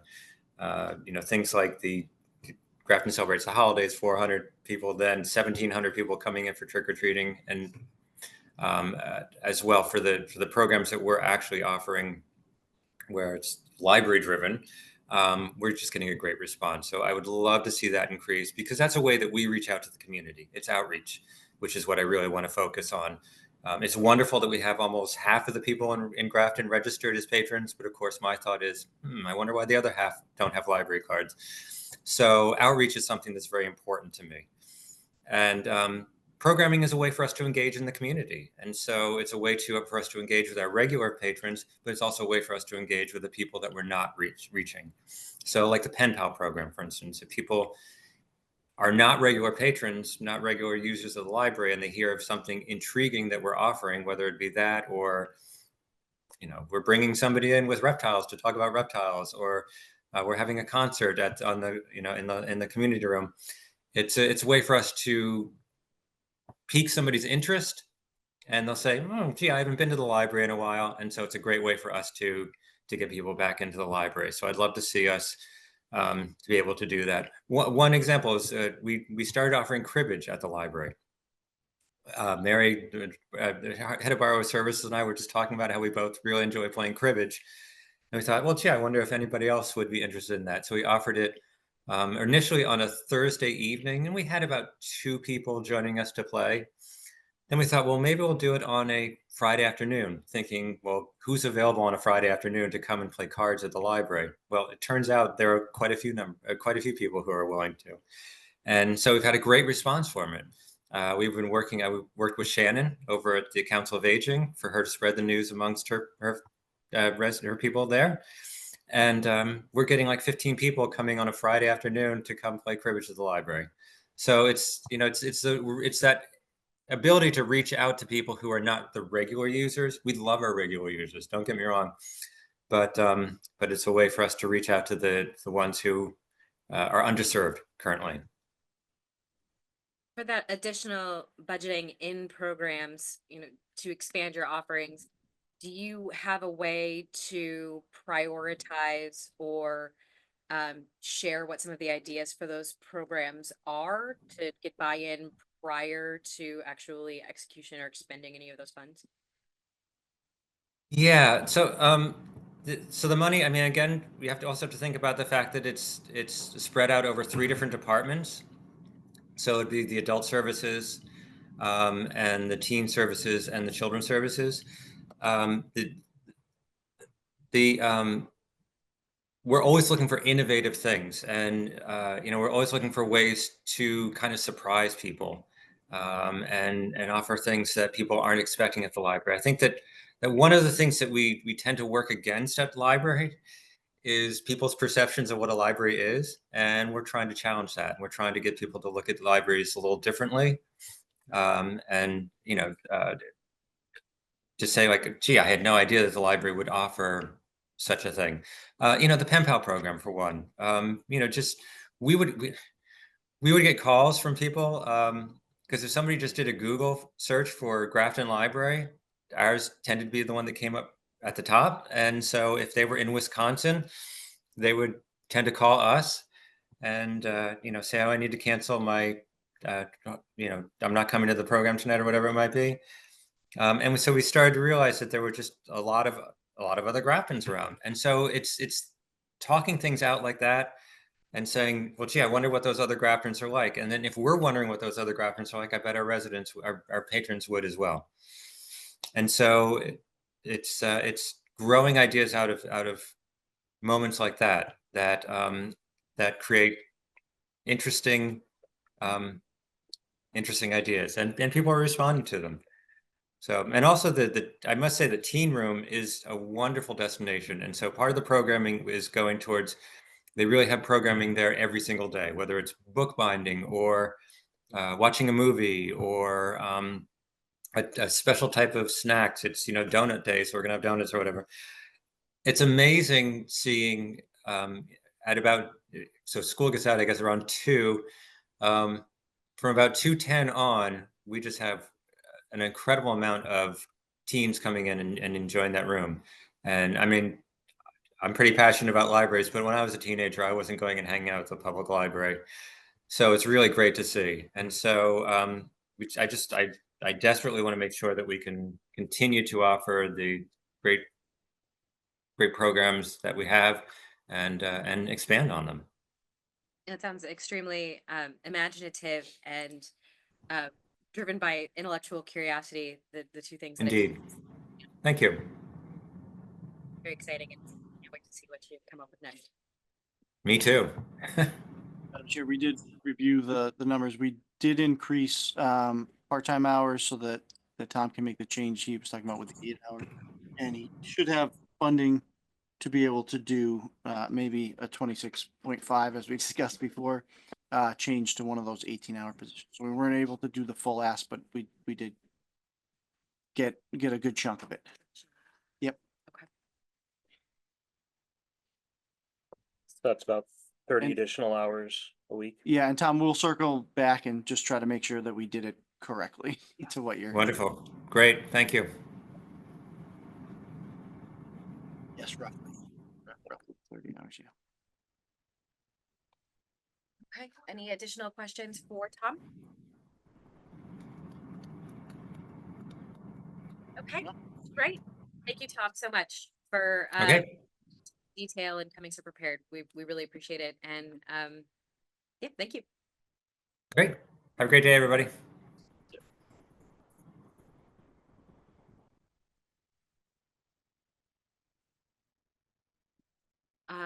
Yes, Mr. Jefferson, please.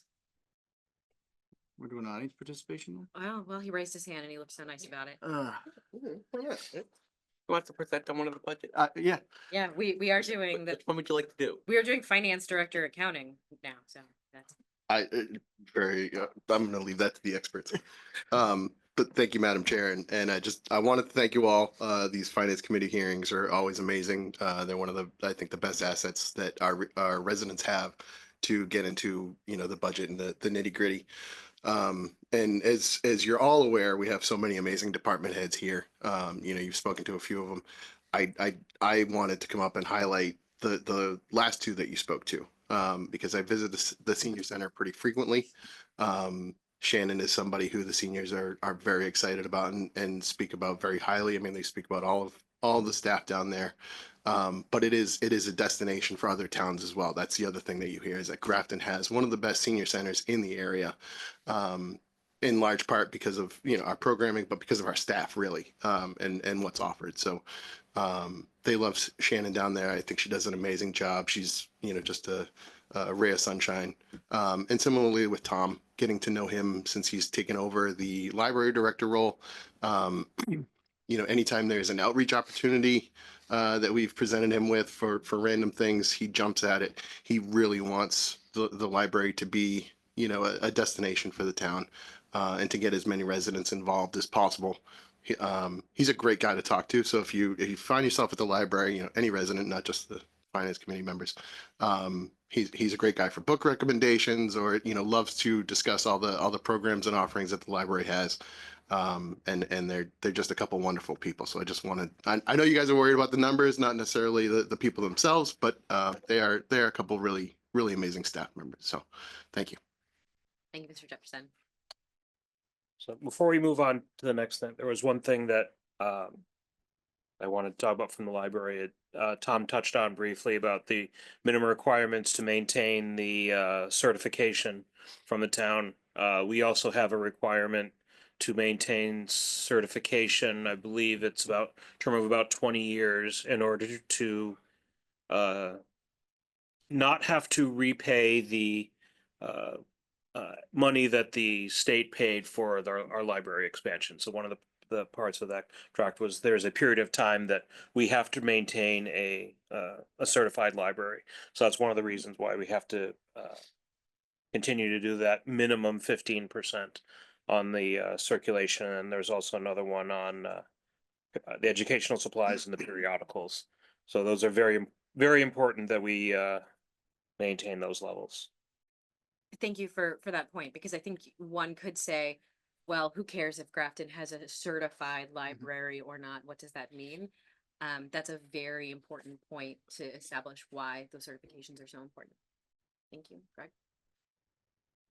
Okay, with that being said, I think our next items are for the finance director, accounting, assessors, reevaluation, and treasurer collector. We'll go in order. So we'll start with Mary and then move to Tammy and then to Jessica. So the town accountant, our department, it was level funded.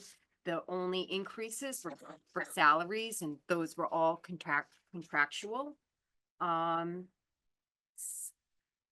For like the conference and seminars, those are for our annual education seminar out at UMass Amherst, and for our MCPPO certification and related other coursework. If you had any other questions, Angelina and I had the opportunity to sit down with Mary and Evan to go through all of the finance budgets, and they're really tight, and I think they're well managed and well run overall. So I appreciate the job that you guys do, ladies and gentlemen, do on those budgets. Because it's sort of the unsung hero. You don't do what you do. 100%. You don't have a library, you don't have a council on aging, you don't have a police department, you don't have a fire department. Great job. thank you.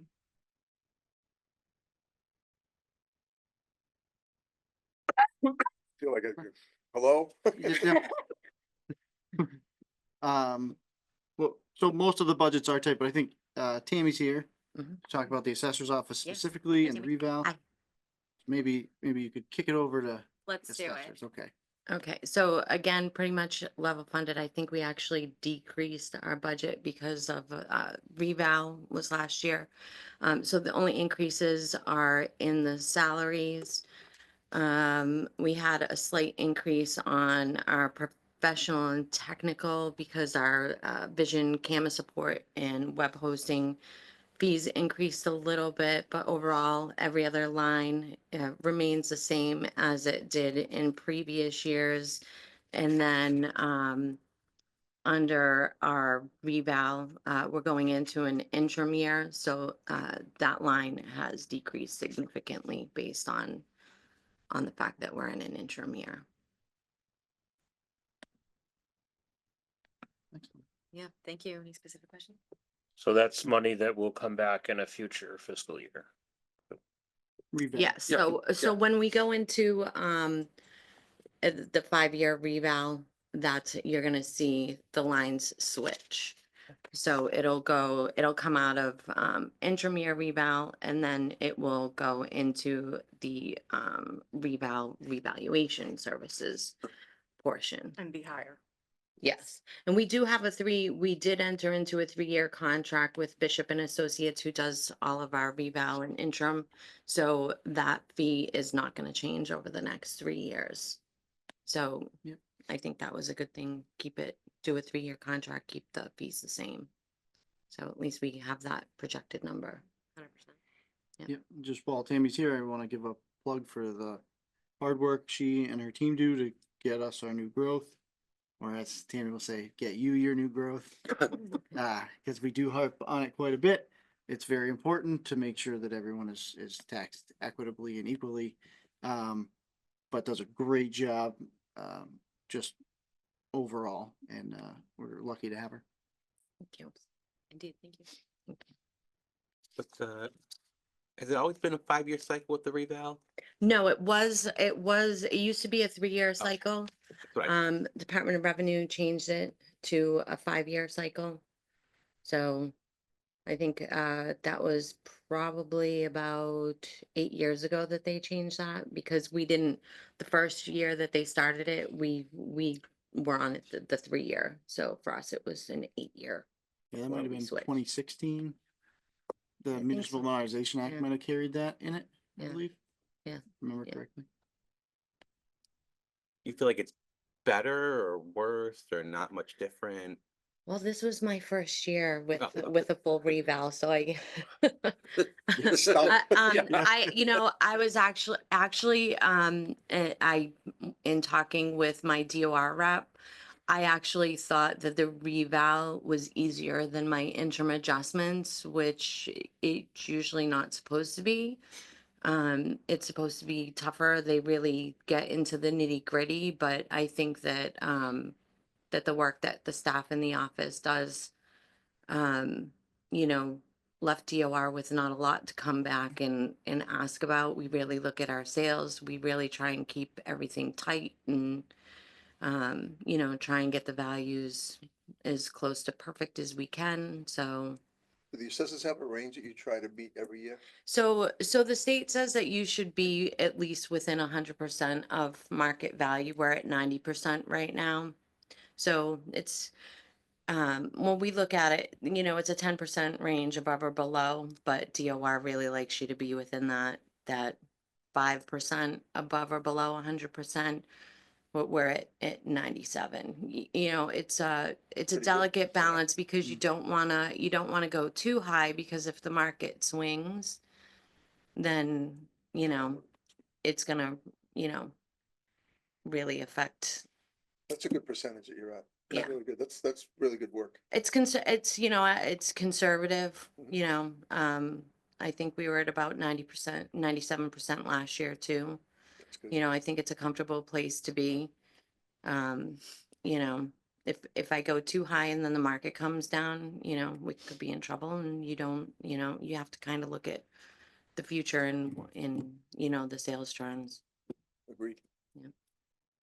Madam Chair, can I give one other plug? Please. Just for the assessor's office in general, Jamie and Megan, and Tammy. They reside at the end of the hallway by the senior center. So they get a brunt of the people coming out of the senior center trying to find out where they should be. But they also have had quite a few instances of people with altered mental status, looking for services or trying to figure out where they are. And so Tammy and her staff have been very responsive to get either police, medical attention, staff from senior center to try to guide people back. And that's not lost on all of us in this building. By geography, you're the first stop, but just super compassionate work out of the assessor's office beyond just the assessing work that goes on in this building. That's excellent. Yeah. Thank you. Thank you. It's one more comment, just kind of for the public, who might be watching this. I feel like it's worth noting that like the amount that we tax is about the levy limit going up. This work about valuations is really more about the fairness of making sure everyone's being taxed the appropriate amount, like dividing it up appropriately among all the taxpayers. Right. So when there's talk about like being, a certain amount above or below market rate, that doesn't change the amount of taxes the town collects for the budget. It's making sure there's less chaos in the numbers means everyone's getting taxed a little more fairly. Right. That's good. Exactly. Good thing to say. Yep. To understand. It's all about being equally applied throughout the population. You want to make sure everybody's paying their fair share and not. Yeah, any people different. hear like, oh, the tax rate went up or the tax rate went down, but really the tax rate is the end result of a calculation that doesn't really Yeah, mean all that much. I don't, the general public, unless they're really involved, they don't necessarily understand, that we really don't have control of the values because they're driven by the market, and we don't have any control over the tax rate because it's literally a calculation, the entire value of the town divided by the levy, and that gets the tax rate. We do get a lot of questions with people coming in and asking about that, and we try and drive home the importance of going to town meeting and having a voice, because that, having a voice could potentially affect what's raised and appropriated at a town meeting. It's a very complex department. Yeah. Tammy comes to me quite often, starts telling me things, and I'm like, but what about the new growth number, Tammy? I'm trying. I understand new growth. I don't We- understand how the sausage is made We here. just completed the inspection on 4 Winslow Lane, so, that's Yeah. probably half of your growth right there. Yes. So, So, I know we talked last year about the property tax bill change from quarterly to 2 million a year. Which department is that on? That'll be treasurer collector, and Jess will be coming up shortly. I see Okay. her online. that it? Mhm. All right. I don't Any know. more I don't have any control over this. I'm like, yeah, great job, Tammy. Thanks for coming in. Great job, Tammy. Thanks for coming in. Thank you. Have a good weekend. You as well. Really appreciate it. And And- Madam Chair, I think we have Jess Minot. She is our treasurer collector, and she is on Zoom. Yes, please. Welcome. Good morning. I skipped past it. We are finding your line on the screen, and then please feel free to jump right into your budget. Give us any highlights, point out any pieces that are Figures. germane. So the salaries are just contractual. There is no increase there. We are fully staffed. I have 2 admins and an assistant treasurer collector, full staff, great team. Not much to touch on there. The expenses, it was level funded from last fiscal year. This July, we started the semi-annual bill print, where in July, the residents got their first and second quarter bill on the same mailing. The Same thing happened in January. Their third and fourth quarters went out. There we have a little bit of growing pains there. Some residents were not aware of the changes. We blasted it out the best we could. My office has worked with William and Shannon to start sending out notices to remind residents. The month before the due date, I just sent Shannon a memo for her senior newsletter. I sent an memo to William and asked that the select board mention the excise tax mailing that was done on February 14th. So that's going to be a regular occurrence, not going to cost the department anything for those reminders. We are going to have some hiccups with some residents. It takes them some time to get used to it, but we're also offering emailing them copies of the bills if they misplace the bill or if they don't receive the bill. So that's another way to get them the information that's needed without any extra cost. We're actually saving. I just received the bill for the January mailing in February, and we've only spent on real estate a little bit shy of the 14,000 that I expected it to be, when last year the real estate and property tax bill alone cost us 28,000 to mail. So that most of that money last year was divvied between our tax title expenses as well as some of the conferences and dues line items for the budget, because the new tax title reform that just took place November 1st is going to end up costing the town more money in the end when we go to do a tax taking on a delinquent taxpayer, because there are 3 sets of notices that have to be sent out in conjunction with your demand, with your advertisement, which for residential, we're still trying to figure out how the state wanted this to go.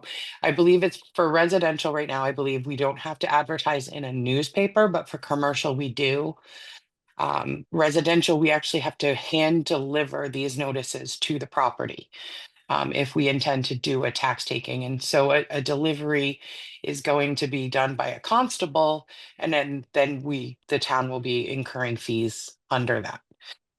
As of right now, for fiscal 26, we are nowhere near informed enough on the reforms, but in fiscal 25, Mary and I worked together to get all of the past due taxes through fiscal 24 into tax title. So it buys us some time before I have to start with the new process. I'm not going to initiate anything probably until middle of fiscal 26 on 25, because the state still has very gray areas with this new law. Question on that, how do we have a lot of that? Is there a lot of outstanding tax revenue that we haven't been able to collect at this point? At this point, no. When I first got here with the conversion, there was a few years that weren't, I believe it was 2019 through 2023 that wasn't brought over into tax title. I did that in April of last year, 2024. There were not a large number of accounts. I think we advertised around 100, and I only ended up taking around 60. And by taking, it means just placing a lien on record at the Worcester Registry of Deeds. We weren't taking anybody's home. We were just filing a secure document with the registry saying that if they were to sell or transfer the house, that the town gets paid their taxes.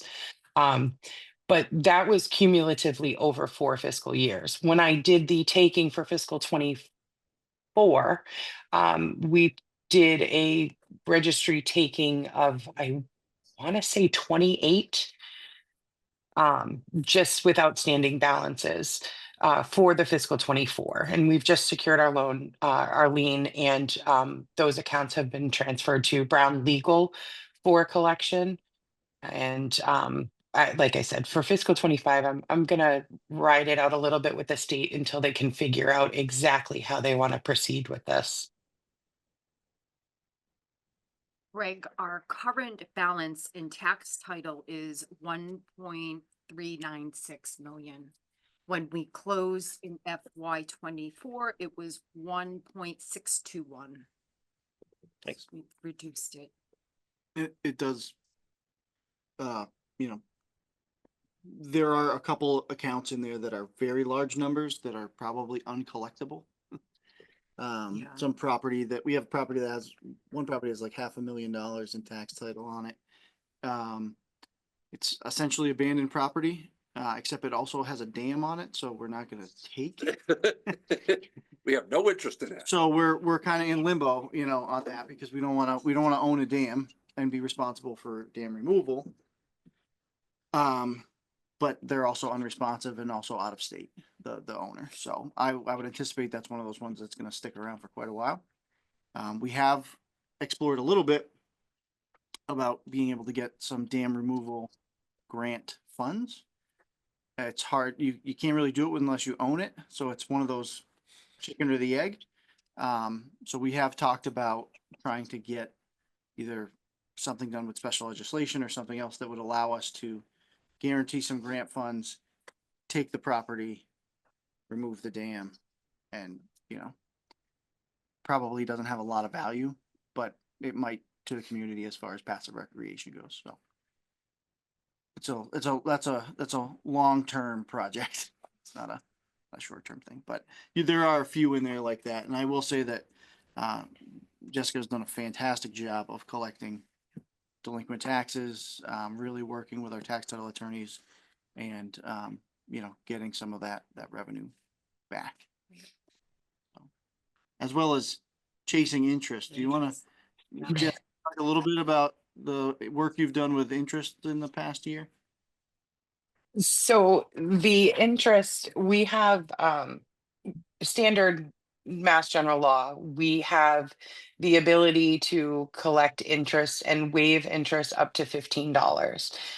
Periodically in the past, there have been tons of interest waived with no justifications behind it.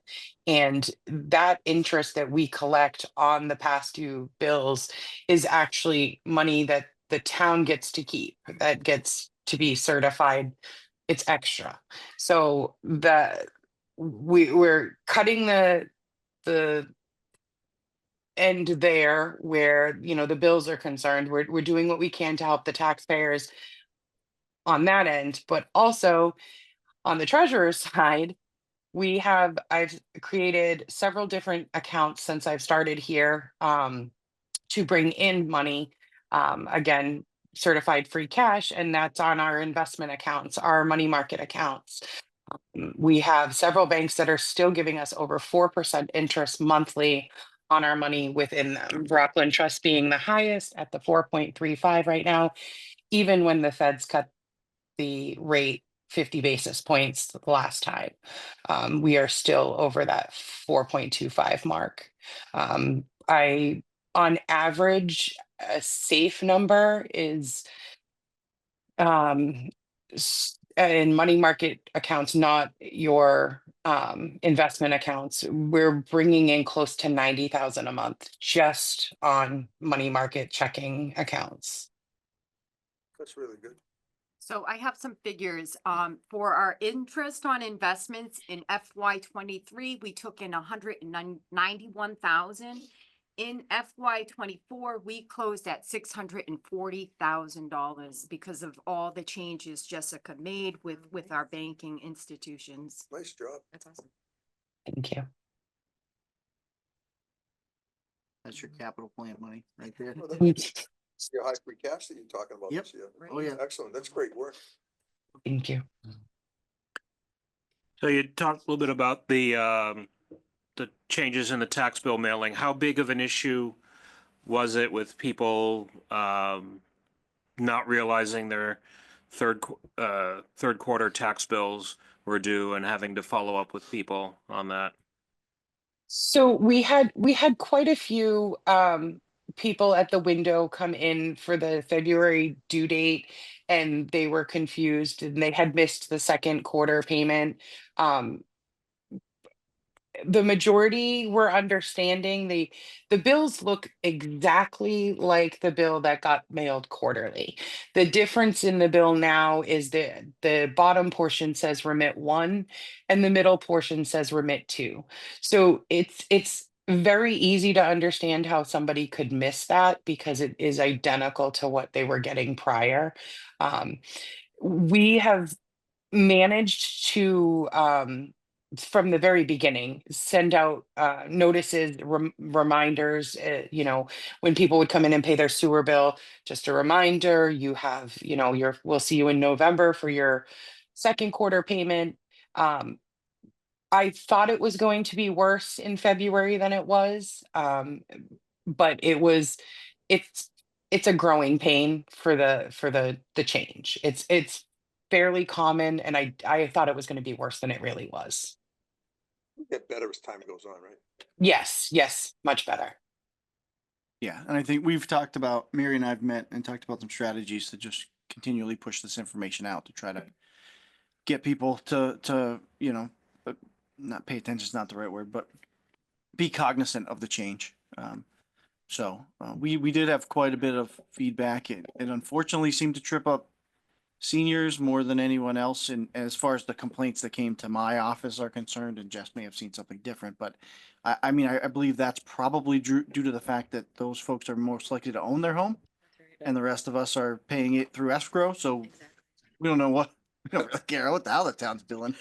So that's an unfortunate byproduct of this savings, right? Because that's what it is. It's a pretty significant savings. But we do, Jess mentioned some of them, but we have been talking about strategies to just try to ease that for the seniors. Yeah, this is similar to what happened when we went with the quarterly billing to start with. Yeah. Help out the town's cash flow so we weren't having to borrow money all the time. Yeah. To quarterly billing. Yeah. I was also speaking with a colleague from another community, and where we had just done this, it was mentioned that we can run our delinquency report after that first quarter of your bill. So after the August 1 or after the February 1 due date, we can run our delinquency and cross-reference those that don't escrow. Like Evan said, a good majority of our tax money we receive, we get from CoreLogic and Loretta. So at that point, once those files are received, we have true idea of which taxpayers haven't made their payment. And we can, reach out. We have a lot of information in our online database as far as emails and phone numbers. My staff is so good as to also include that in our ERP software, where we can, put a phone number or an email address, and we can reach out to these people that do it. It was one of those, we should have thought of that at first, but it was new for us too. So that was actually a conversation I had this week, and I said that was really good thought process. So did we make any changes to the format of the bill to make it more obvious or is that something that could be done in the future? So unfortunately, the amount of information that's required to be on a real estate and personal property bill, the formats are pretty standard. I can try to see if maybe Kelly and Ryan can change the font size. Where the remits are, they're off to the left-hand side on each of them, but they do have like the due dates bolded in each section. It's just a matter of stopping for a second and actually looking at the bill. And I think people are so used to seeing the same bill that they don't notice those changes. They didn't notice the change to our mailing address. And we're still experiencing, or actually starting to experience, some more heartache where our lockbox changed. Because when I first got here, the town of Grafton was paying for a lockbox service monthly. Our banks, I have banks that will, and which we already did, which will take on and absorb that lockbox expense. And that's that PO box on your remit. They go to a specific location, they process the bill, they send us a file. We were paying for that in the past and now we're not. Well, our mail forwarding from the old mailbox to the new mailbox has expired. And we still have people who haven't changed their bill print remit address. So we are not getting those Reading payments as quickly as we would if it was forwarded. So we're now trying to remind people even more when we first changed it to change their address in their bill print. If they don't change it in their bill print, it's got to automatically default to Reading and the collector's office isn't going to get their payment. So you've got those growing pains, but we've got ways to notify them, and when they call, they usually do it with us on the phone. They'll go and change the address directly at that time. But we've got to know that that's what's actually happening. Thank you. Mhm. Update. Sorry, yeah. Gonna take this over. Any additional questions for Jessica? No? Phenomenal. Thank you so much, Jessica. We really appreciate it. Thank you.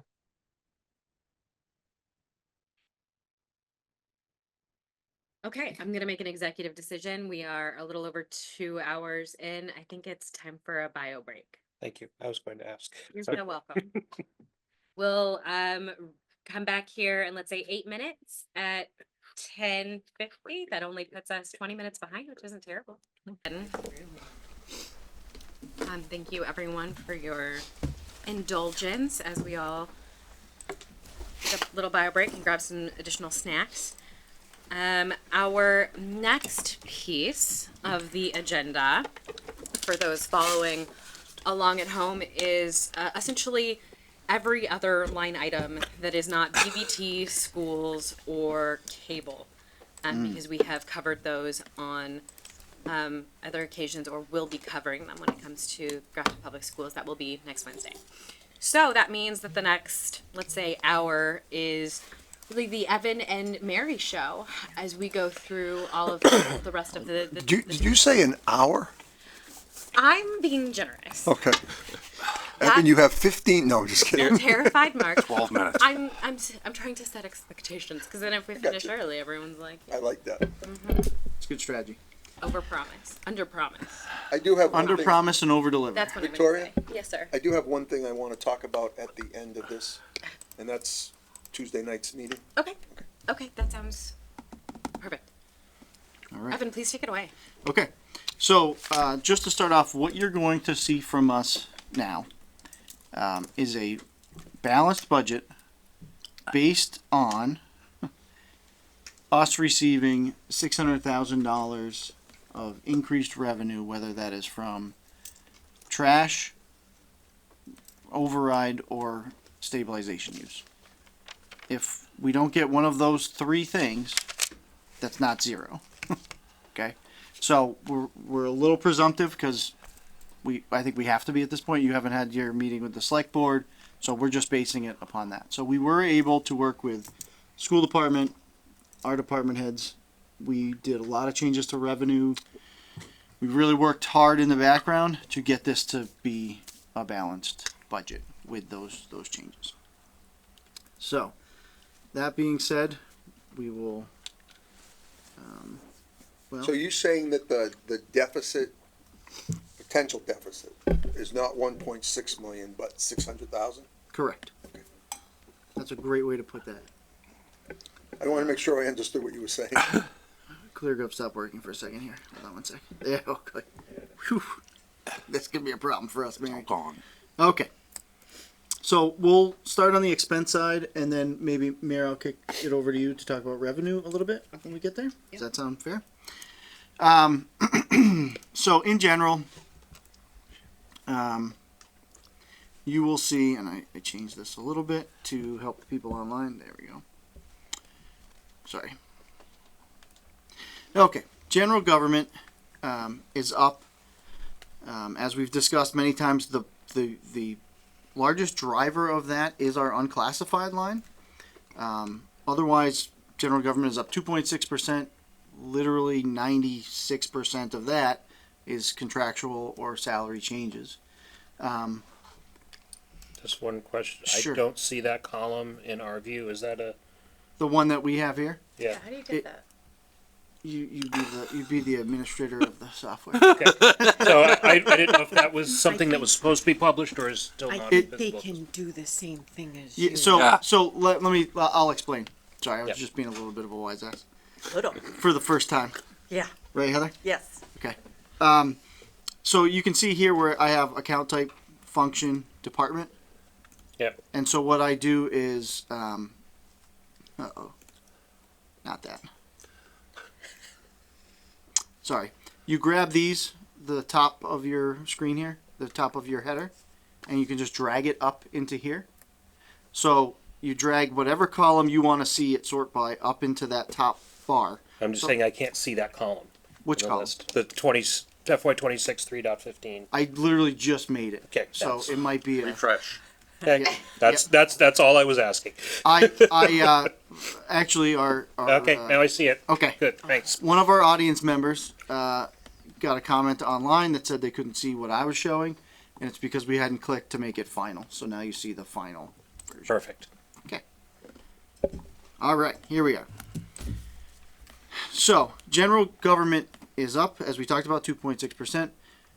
But unclassifieds, which is probably where we need to spend the most amount of time, in my opinion, is up about it's up $1,382,920.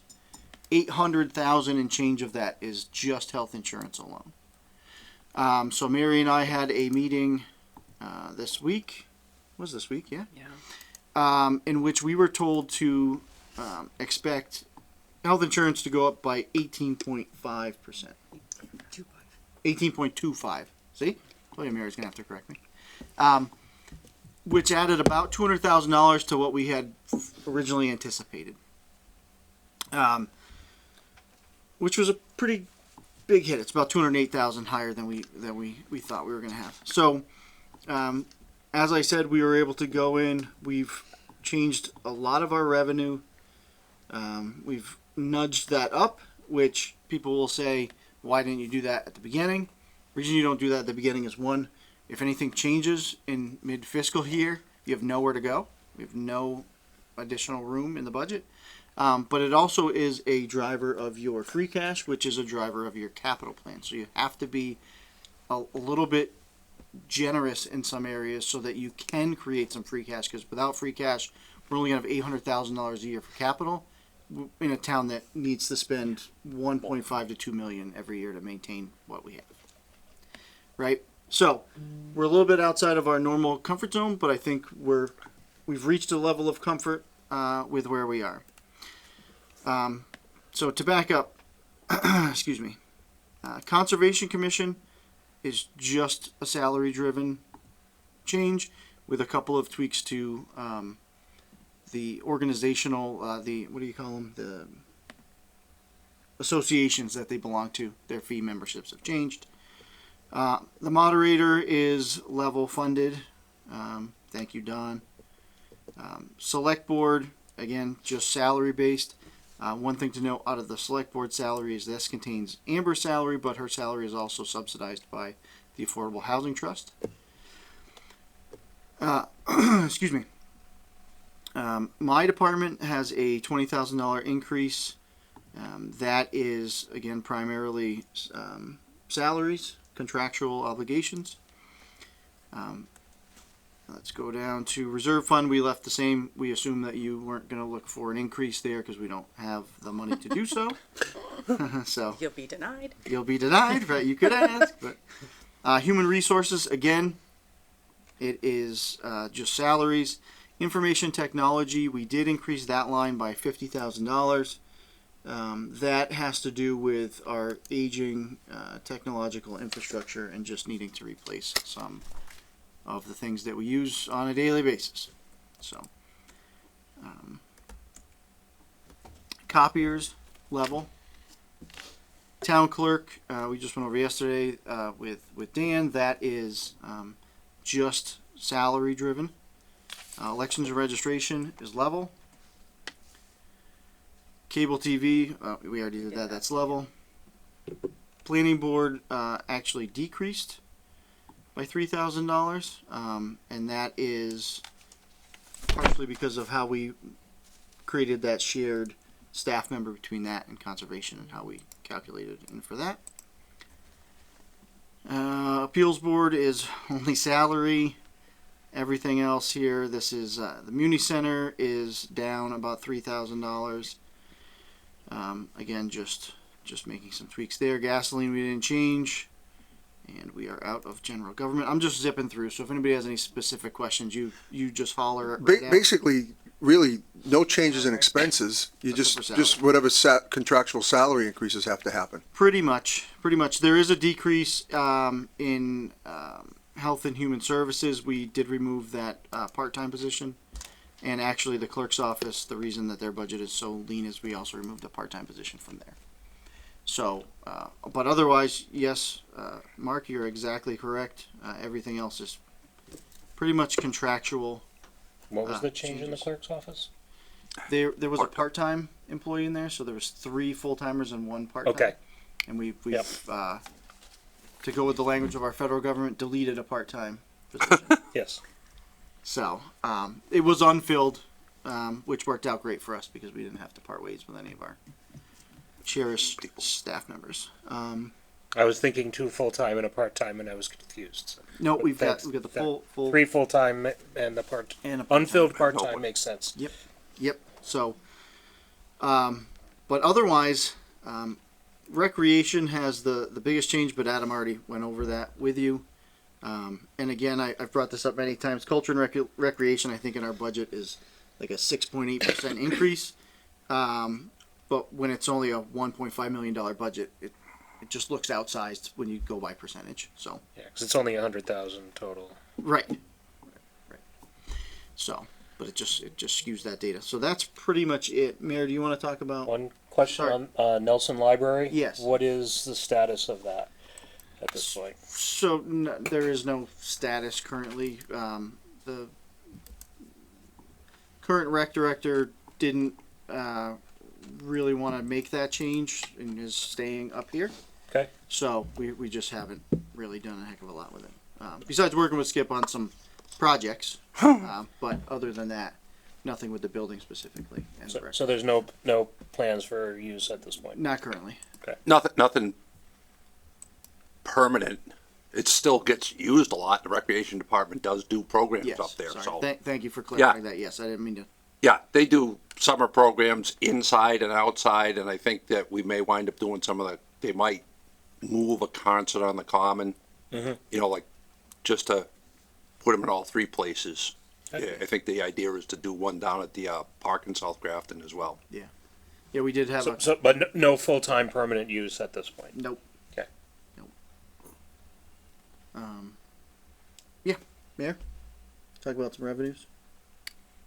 Yes, so for our revenues, like Evan said, we did increase other departmental revenue for the sanitation, the 600,000.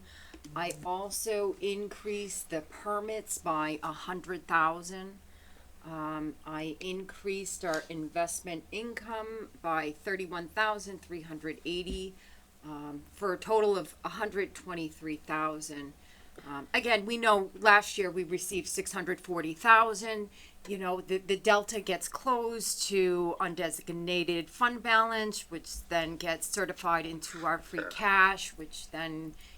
Can you go back to the building? So you increased that by $100,000. Is that based on known permits coming in starting July 1st? Yeah, we've got plenty of. So you know it's coming? Yep. Okay. Yeah, I mean, it's it's not a bird in the hand, but we'll get You're it. relatively confident that you're gonna get there? Yep. Yeah, we're relatively confident it'll be much higher than that, but Understood. Like your if free something cash happens situation. tomorrow with Yeah. a developer, I don't control that at all. Yeah. So for figures, in FY twenty-three, for building permits alone, we generated 640,000.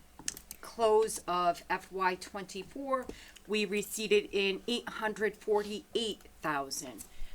So far this year, I have receipted in $1.6 million. Wow. Yeah, $1 million of that was UPS alone. Yeah. Yep. So. I'm gonna try to share something with all of you. You know how that happened, what happens when you try to share things. Yeah. I do. You get a crash cleared up again. Nope, I got this. This is a graph, Oh, more grass. Oh. So excited. Twice today. right? Right? Pretty colors too. I know, and I did none of this work just to be clear. Oh no, Enhance. enhance. Zoom, enhance, bring forward, undo. Yep. Back. As Shannon said, us Gen Xers are getting close to needing senior services, so I'm having trouble. So I was just sent these graphs, I think yesterday. So this shows you what our fiscal 24 amount is, which is just over 500,000, as Mary said, 578 for building permit fees, and in fiscal 25, we had 1.933 million is total, the total collected. You can also see this is where most of our income has come. As far as those are set, we've got a lot of money coming through in wiring permits.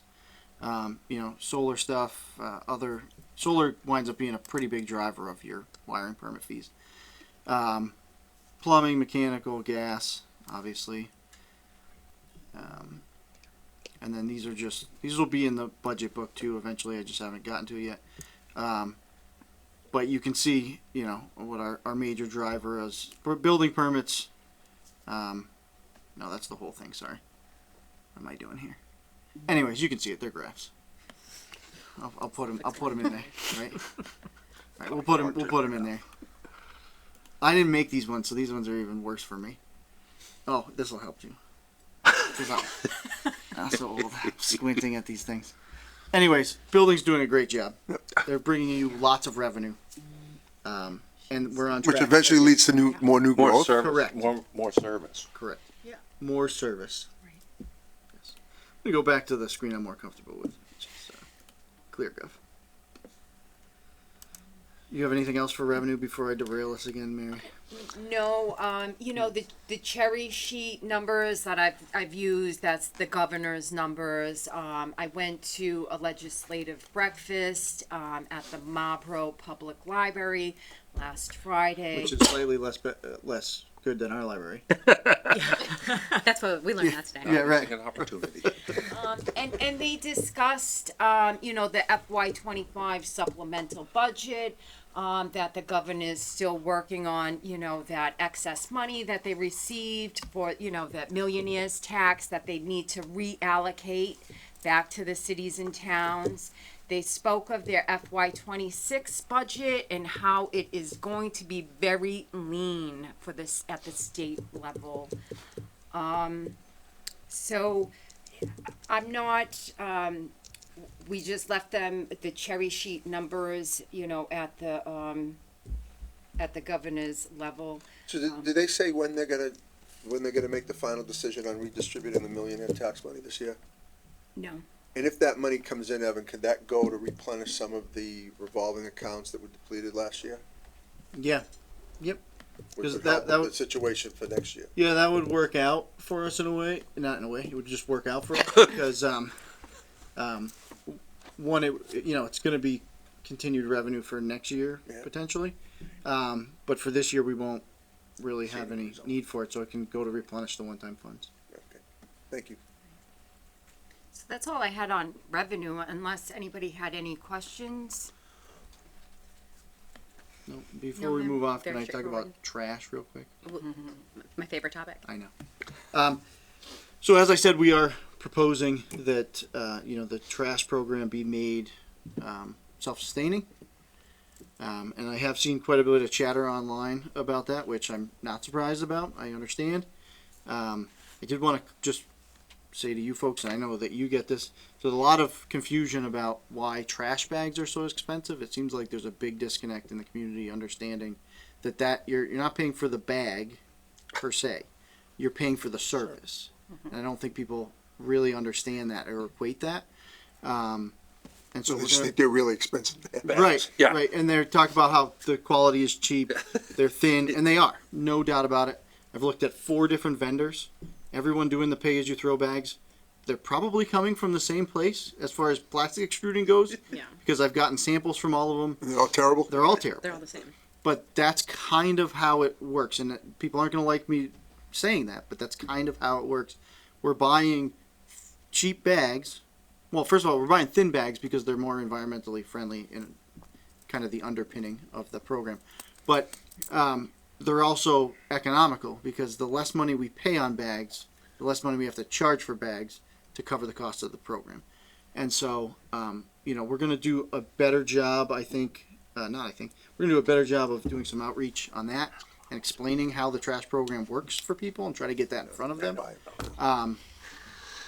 Because we do know that we have quality issues with the bags, and in talking to other communities with other vendors, they're the exact same problems that we have. Now, of course, you'll hear from people, Westboro doesn't have that problem, or Millbury doesn't have that problem, and they do. They do. I've talked to all of their TAs, and everybody's having those same issues. So we're You always say we chasing have a quality. more vocal public than those other No, I communities? think that what's happening is that the people that are saying that they don't happen in those other towns aren't talking to the people that are having problems in those other towns.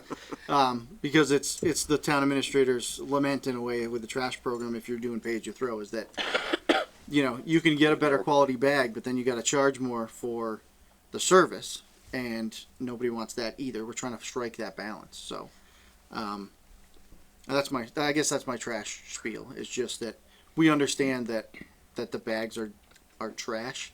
And that, they're thin, and that's kind of the point. But also that you're not paying for the bag, you're paying for the truck that shows up at the end of your driveway and takes that bag away.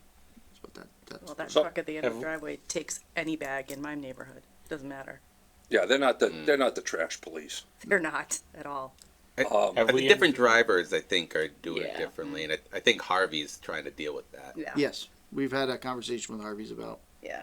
that. There's also some nuance to, some people will have a torn bag, and so they'll tie the torn bag around Yes. another bag. Yep, my And- neighbor does that. Yep, and so we've been trying to be lenient on that, because we do know that the bag quality is poor, so we don't want to, be making people pay for bags they can't use. Right. That's not fair either. Yep. So there's a little bit of that happening too, and then we also get the people that put things in toters, and they put the green bag on top, and the other bags in it are not green, and by the time. Creative. Yes, it's very creative. They're very creative in Grafton. I got rid of a toilet in Munson that way. Don't tell anybody. I learned from the Grafton residents how to do this. I was like, oh, this is great. No, but Got his review yet, Andy? That's in Munson. There's nothing wrong with that. Right, I can do whatever I want out Oh, there. that's true. It's a good thing nobody watches these meetings. Yeah. I'm out. Giving No, people ideas. That's my Right. first time. No, but that's fairly common, and I feel bad for the drivers because the toothpaste is out of the tube. Once they pick that thing up and dump it in, it's already in the Yeah, truck. the driver's not They're not going in there and diving in getting the there. bags out. So there's a lot of nuance to it, surprisingly, and we do hear frequently from Harvey and from our drivers of what the issues are and things that we can help them correct. So I think they're doing a pretty good job. I will tell you, having again come from a different community with a different vendor, the amount of complaints we get about trash in Grafton, probably a third of what I got in other communities with different vendors. So even though it seems pretty pervasive and trash is always a hot button thing, people always complain about trash. I think we're doing pretty darn good out here, all things considered. So I just have one question. So what's that mean for the trash bag cost? I made no changes to the trash bag. Oh, you mean the actual Well, what if- they go if- up to? Yeah. Sorry, I did that. I did that calculation. Let me. This is to make up the 600,000. Yeah. Yes. Let me. So are we doing 600,000 or 300,000 on a $600,000 bill? Great question, Skip. Let me. Let me dig that up. It was from my last presentation to the select board. Small bag rolls would increase to $14 per roll. So about And- 80%. It's more like 50% if you average it out. Because we're doubling. No, that's 100%. We're doubling the cost of the program essentially. But it doesn't equate that way. There's other calculations that go into this. There's tipping fee. There's just I can certainly bring that forward when we meet on Tuesday if we want to go farther into it. But the bottom line is you'd be at 14 and 20. So one of the things that comes up whenever we discuss this is why we use bags as opposed to stickers or something else like that. Have we investigated alternate? Yes, I know. I was just about to bring that up. Sorry. Have we investigated alternative methods of determining that people or having people pay for what they discard? So. Yep, we have. That is still an ongoing conversation. There are problems inherent with the sticker process as well, which they're harder to see. They fall off. There are also like a twist tie looking contraption. Those have the same quasi issues whereby you put them on the bag and then they snap and they fall off and then they don't pick up your there's a lot. There's pros and cons to every program. But I did in talking to Harvey in the last round, because I also want to explore totally different trash programs where you have a toter system and overflow bags and there's a few different ways to do that would save us some money on automation with the drivers and being able to pick everything up just by the truck. So there's a economy of scale there. We've talked about a lot of different things. And so what we're trying to do is kind of weigh the pros and cons and hopefully come up with a better program. But I will say that the colored bags do seem to be the most standard program throughout the state that I've seen. When we go to I always call it the trash summit, but it's the waste and recycling summit that they have. I've been there probably half a dozen times, and predominantly people are doing the bag route.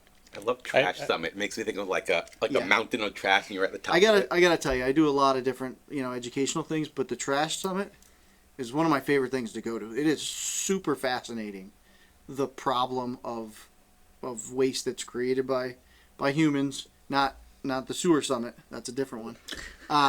But just how we're trying to deal with these problems and how the government, not our government, not us level government, but state and federal government have done just a horrible job of creating a sustainable recycling market and not building enough municipal recycling facilities and focusing too much on incineration. And they do live demonstrations of how much work it takes to recycle a mattress, which again sounds like it would be the most boring thing in the world, but it's pretty interesting how many different places the material from a mattress needs to go to. Yeah. And how much space it takes up in a landfill, right? All of that stuff, textiles. It's really, really interesting. That's why they won't take it anymore. A lot of the Correct. recycling places won't take it. Yep. So, is that a good segue into Tuesday? Sorry, night? one thing. This 1260 is not the correct number. I have a typo on my spreadsheet or my. What's the number now? I think it's $14. So that's how you get your 50% when you Yeah. do those two numbers. Thank you to Colleen in the audience for telling me for the second time that I was incorrect. Before we go to Tuesday, I have one more thing on this. Sure. Since I vocally expressed an opinion in a previous meeting, I kind of wanted to just say that my thoughts have evolved. So previously I supported this idea of going to like 100% bag fee supported trash. Mm-hmm. My thinking was, that kind of incentivizes people to produce less trash.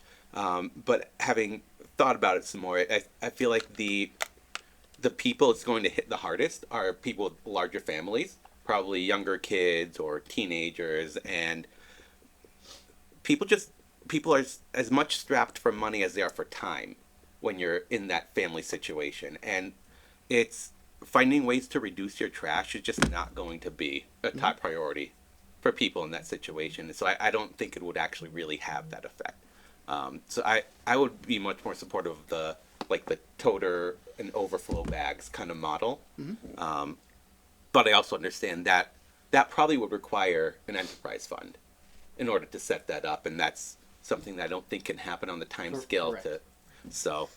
Yeah, if I could jump in. So one thing that we've talked about, this isn't an us conversation. This is kind of just known throughout the municipal world. But you know, one of the things that did occur to us is that yes, people with larger families would be the most impacted because they're creating the most trash. They're also the people that are using the educational system, and we're trying to make sure we're keeping that on track. It also there is a income driven process by which you can apply for reduced cost bags through the senior center. So there is a way to maybe help folks that are struggling a little bit or have reduced incomes. Is that the Evan's saying something wrong alarm again?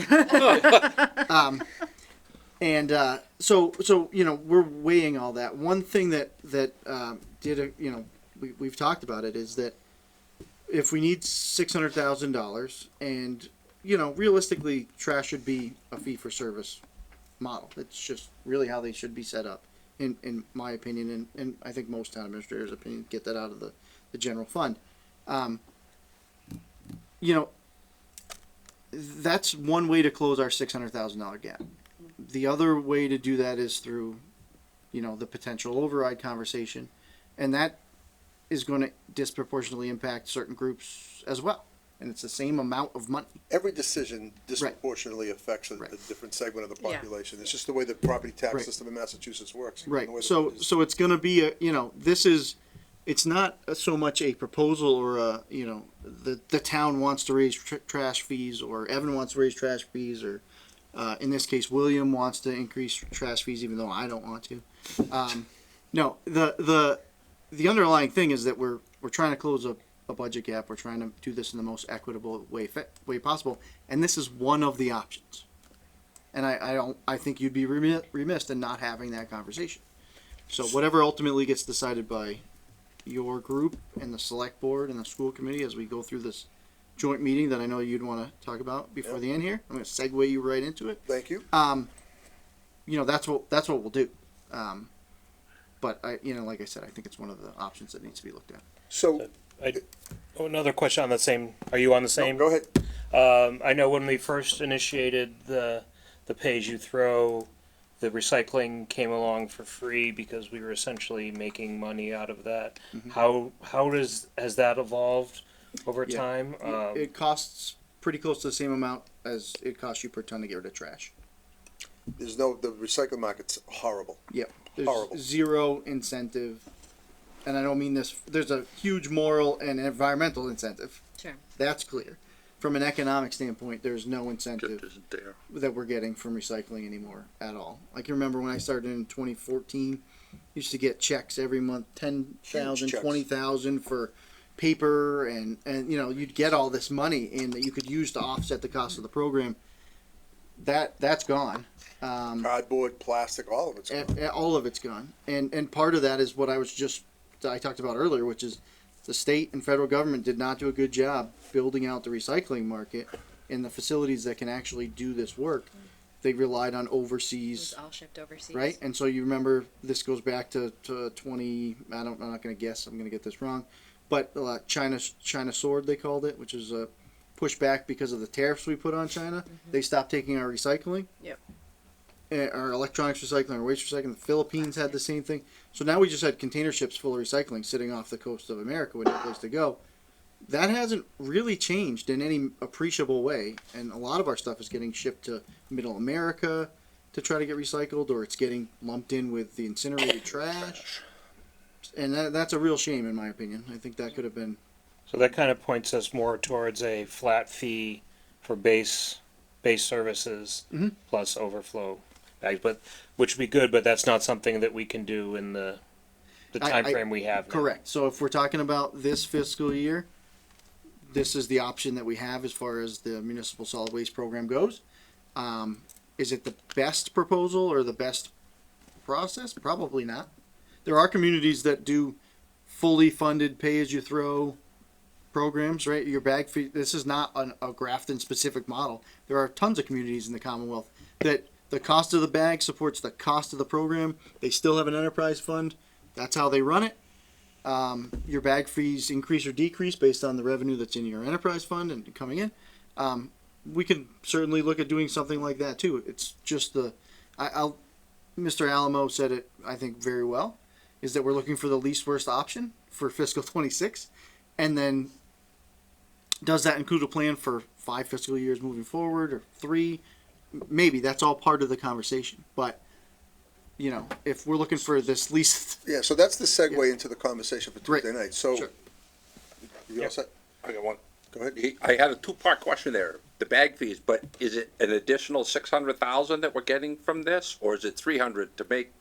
No, it'd be a $600,000 increase in revenue. Just And that would cover the cost of the tipping fees, which, Correct. by the way, the families that generate the most trash cost us the most Most money. because of the tipping fees. Right. So it's a six. Well, there is. I'll just say this: there is no more equitable way to fund a trash program than pay as you throw. Absolutely. Agreed. Yeah. Because if you create it, you pay for it. Yep. And I agree with you 100% because we're a family of 4, and as much as I do this job and as much as I like to be environmentally friendly, I don't have a lot of time to figure out how to reduce some of the things I bring in. And I got 2 little kids. It's not really that advantageous for me to do that, right? It's easier to do it, make more packaging, you know, do all of those things. So I'm part of the problem, you know, in the grand scheme of things too. But that's the most equitable way to run a trash program. So that would wipe out you were at 1.6 million, so now you're down to 600,000 with some cuts and increase in revenues that you Correct. talked about, that Mary just talked Yep. about. And so going into fiscal year 26, we can go without an override if we do the bag fees. Correct. Have you done a projection for the next 5 years on what the deficit will be at 600,000 this year and then moving forward to next year and the year after? We have. And what's the total But- number over 5 years? Well, we're gonna have that number refined for Tuesday. Okay, so I guess, we've been working on it a ton. yep, I'm sure you have. A ton.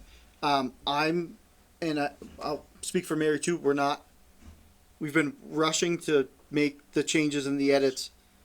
I just don't want to say a public number that then is off. Yeah, and then that leads when to, we could come lead to back. mistakes, so you don't wanna make Right, mistakes. we don't want to. We're being real cautious on that. I got you, so, It does reduce it though, so. no, I So understand. just for example, just for quick math, if the school department reduces by $800,000, you go over 5 years, it's $4 million less, right? So in theory, all things remaining equal, if it was a $9 million override for 5 years, it's now a $5 million override, right?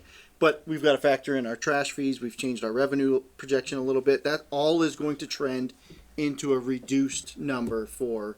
And we'll find out Wednesday from Jay when he comes in to present to us what that $800,000 reduction has done to his budget, Correct. whether or not we wanna, you know, Suggest that or not. accept it. Right. We may not accept Yeah. that. That may not be a level of service that we want to have. Right, exactly. So the question of the finance committee going into Tuesday night in that joint meeting, that we have, 60 minutes to solve our future? To start. To start. Yeah. Okay. There's an overflow. I understand. I Yeah. saw that. I get that. So I guess the question is to the finance committee is, do we want to solve a fiscal 26 crisis and kick the can down the road? Or do we want to go into fiscal 26 and solve it for the next 5 years so that we're not having this exact same conversation next year? To me, that's the decision that has to be made. All right? So my perspective on this is that I think we should solve the problem for fiscal year 26 and give us more time to deal with 27, 28, and 29. And the reason that I'm saying that is I don't think the select board has given the town administrator enough guidance to figure out how to move forward on this. And we don't have a lot of time to solve that. So I think we need to address the fiscal year 26 problem, get through that, and then deal with 27, 28, and 29, starting immediately so that we can plan better and that we make better decisions. Because I think this is all rushed. I think this got dumped on you, and I don't think it's fair to you. I really don't. And you don't have to comment on that. Okay. Please, as a matter of fact, Don't wait a comment. minute, have you signed your new contract?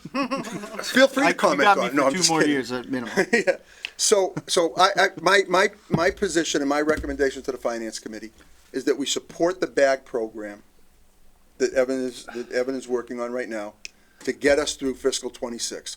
As long as we're comfortable with the cuts that Jay's making to the school budget, which I'm not that comfortable with, having sat down with him. And Victoria, you and I sat down with him with Angelina and went through a lot of information.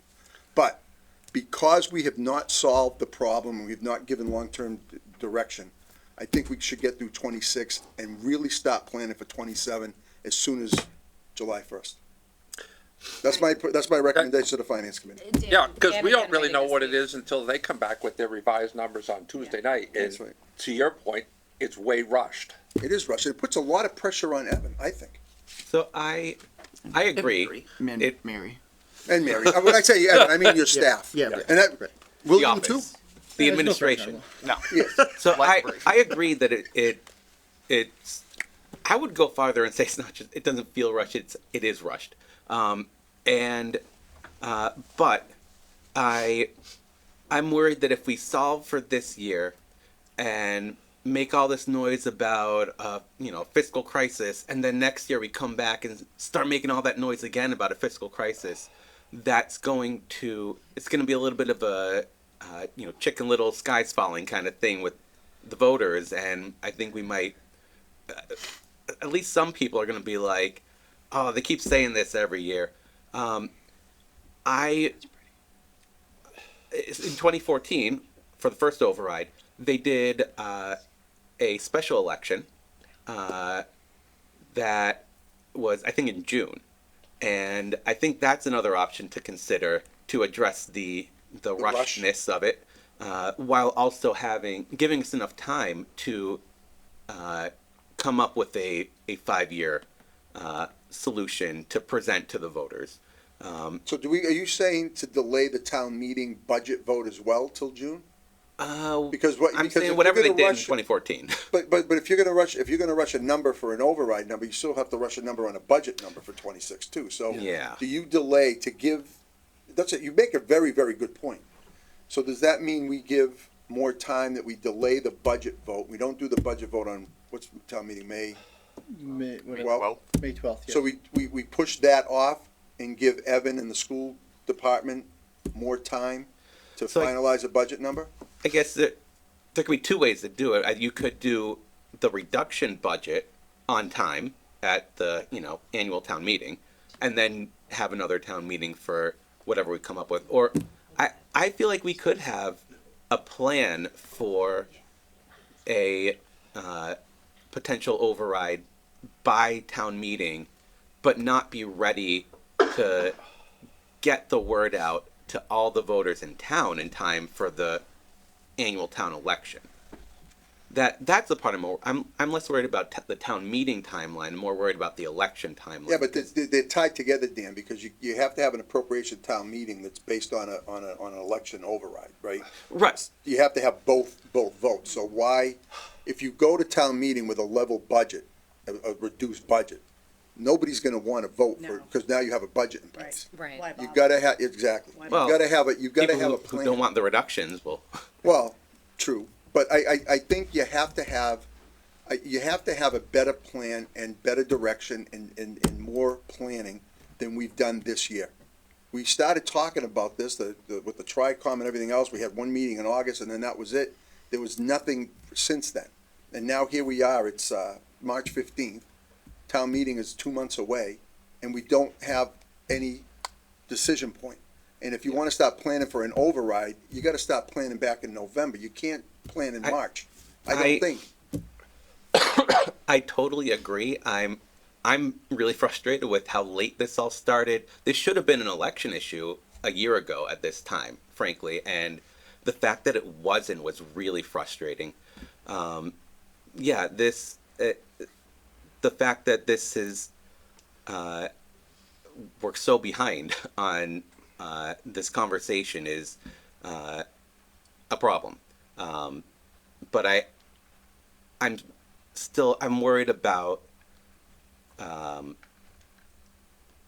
how to kind of prepare voters this year to consider a 1 year a 1 year this will not fix everything solution, and be ready for some other solution coming a year from now. Well, the problem too, I'm sorry, just one last thing. No, The what- problem that I see, the problem that I also see with this year is a select board meeting a couple of weeks ago. Remember, the select board referred to the problem is because of bad behavior, and that's why I made that my quip earlier before. Making a ridiculous comment that is bad behavior without backing it up with any facts whatsoever. It sets a bad tone to the public because some people hear a select board member say that, say, that must be the case. He's in the know. Well, I don't think he is in the know. And I think making that statement also damages any attempt at an override this year. So I really think we need to sit back, get through 26. I think Evan has done a great job working with Jay to get us to a point where we can get through 26. There is going to be some pain because I think there are some cuts of the schools that I'm not comfortable with, but if he has to make those to get through 26, let's get through 26 and let's do a better job planning for 27. That's my 2 cents. I'm sorry to cut you off. And what you're saying is, instead of us waiting, we start July 1st. There's no reason why we can't start before July 1st. That's right. But we start pounding on different solutions and getting information out to everybody. And it's unfortunate that how many people have participated in this meeting?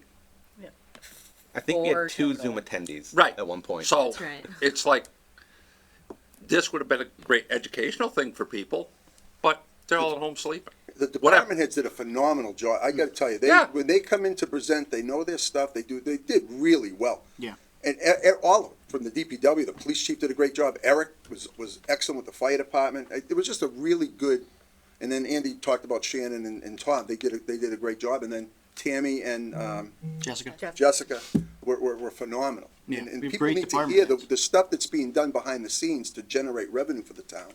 The town needs to hear this. That's important stuff. So I think, I really do, I want us to come in Tuesday night being unified as a finance committee. I think we should have one voice from our chair. And I think that voice should be that we support the raising and the bag fees to get us through 26, and we should start the planning for 27. That's my recommendation to this group. To a school that we still have not seen the full That's the problem. extent of, and I don't feel comfortable That's a good point. stating that that is our position until Wednesday evening is finished. I think that we can tee up that conversation on Tuesday with the caveat That we that wanna see what Wednesday, Tuesday- Thursday Wednesday, is yeah, the end that's of a the good point, And then Victoria. Thursday, we're gonna be meeting again, Yep. and we've already maybe set the tone. Yep. So I'm not part of this conversation, but can I just throw out some fact I love facts. about something? Not fact, it's not like an Sing- abrasive fact. singular fact. So Jay did, in his last presentation on Tuesday night, outline exactly what the cuts are that he's proposing. And that's maintaining, That's a $809,000 reduction. And I don't have it in front of me, but I can certainly pull it up if we think that helps the committee move in a direction, or if we don't want to do it right now. I want to while hear it's on from the Jay screen. directly. Sure. You know, That's I mean, fair, too. Evan, I appreciate that, No, but I think I want to hear what and I don't Jay want to has to speak say. for Jay. I could just show you what he presented. Victoria, you're 100% right. You're correct. Let's at least go into Tuesday saying, based on the information we have now, this is where we're leaning. We want to hear from Jay on Wednesday, and then we'll be ready to make a final recommendation. Because we can have another discussion after Jay leaves Wednesday night to make a recommendation moving forward. certainly. I think that's the process we should follow. That's just my recommendation to this committee. Yeah, one of the things I would like, after having sat through the school committee presentation and then their discussion about fees afterwards, is they need to have some fees for some of the athletic programs. I always understood that they were there along with the bus riding fee. He always Um, said that he would never, well, not never, but it was too much of it was almost worse to do that because of tracking. It costs more to And track than keeping, it. then you have to keep, then you're dealing with, different economics. So if a kid can't pay, he said it was very difficult. I understand what you're saying. And we definitely brought that up to him several times. They did do that outline though, a couple of school committees ago, where they did outline, how much to pay Yes. athletic fees and it Right, wasn't. but they also Wasn't said enough that to a lot of other towns around us already have programs in place where people pay for these things. The So it's argument is like, gonna be that Shrewsbury is gonna walk those back because they've seen that the thing's gone down, and I'm The just saying value, because yeah. we've asked the town to add $600,000 to what used to be an included service to them. Trash pickup was always included. But paid for. For some No, residents. For some no, residents. no, the trash pickup was part of your tax base. Yeah, but there are people like me that pays for trash twice. I pay a condo fee to get rid of my trash, and then I pay for you to get rid of your trash. So I agree with your point, that to be equitable, it's a user fee, and you're using the service, you should You pay for pay the for it. service. And that's my comment about the school thing. Even if it's $50 a class, it's a little bit to solve a big problem. I'm not saying charge a kid $5,000 to play baseball or something. But I think they did, to what Kyle says, I think they did do a presentation and it wasn't worth it. Yeah. At like $200 a sport. Yeah. It starts to be worth it, but at 50 But you or can't charge kids that. Well, plus you're paying a bus fee Especially and a kids who play parking fee and everything else. So sports, there's a lot of fees that Right.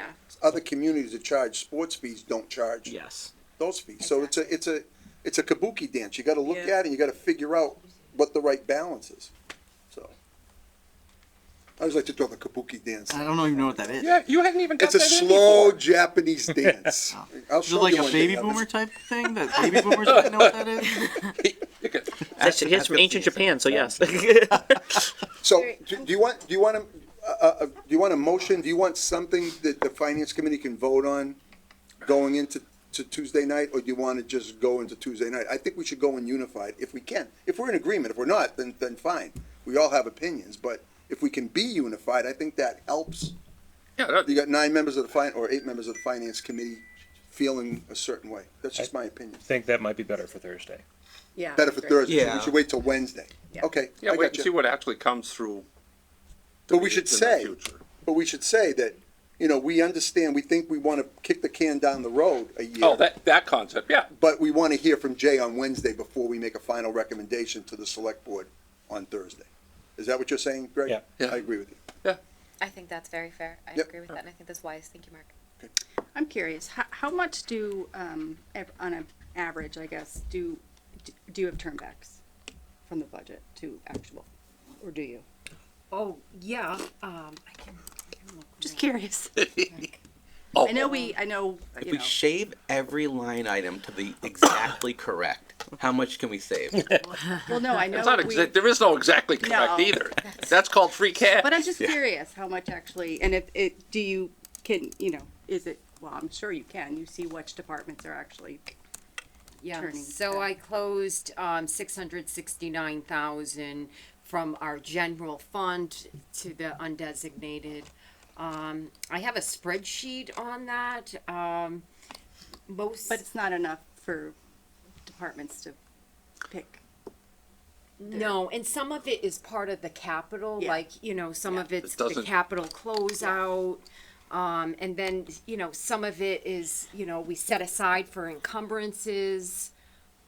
But I can share the spreadsheet. No, I was just if curious. I anybody's know we had interested. talked in the past, not to level, but to say, start from 0 and work your way back up. Right. But I don't know if that's even worth So the headache. zero-based budgeting as a whole has kind of fallen out of favor with Yeah, municipal yeah. government. It's not really the tool that it was cracked up to be at the beginning. But one of the things that we've done of late, which I think is a cultural shift here, is that the municipal mindset, generally speaking, is you spend all of your money so that you can get You that don't lose money it. again You next don't year. lose it. Yep. Right? And we've assured the department heads here that that's not going to be how this works. So if you come in under budget, stay under budget. That will close to free cash. It'll help drive our capital fund.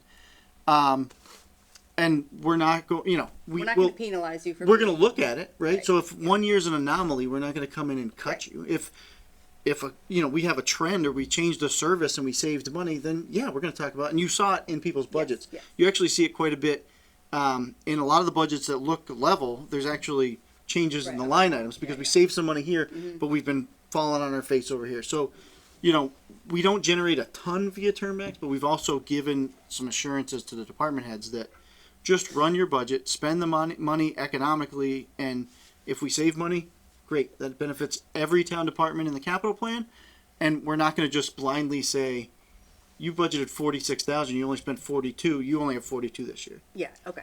So, Alright. if No, that- if that didn't- makes I sense. figured it wasn't enough for the headache. So along with my question about the funds that the school department has in what are now called revolving funds, as opposed to the derogatory term I had to use the other night. Yep. How I do recall. those get replenished? Are they allowed to transfer from their budget into those? They would expend more out of the general fund. And less out of the revolving funds. Okay. So if they get more Just- money this year, that's what they would do. They wouldn't touch those revolving funds, they spend out of the general fund. You do a line item transfer at town meeting and then bang. Right, which we don't even do at town meeting anymore, we just do Oh, it. you do it Right, at the end of the yeah, year. we do that at the end of the year. That's right. That's us Gen X, town administrators. I know. understand. I'm sorry. Us baby boomers are a little bit behind the times. Pre-modernization. Yes. So, I wanted to talk a little bit about what Dan had talked about, wherein we had a separate election for the first override.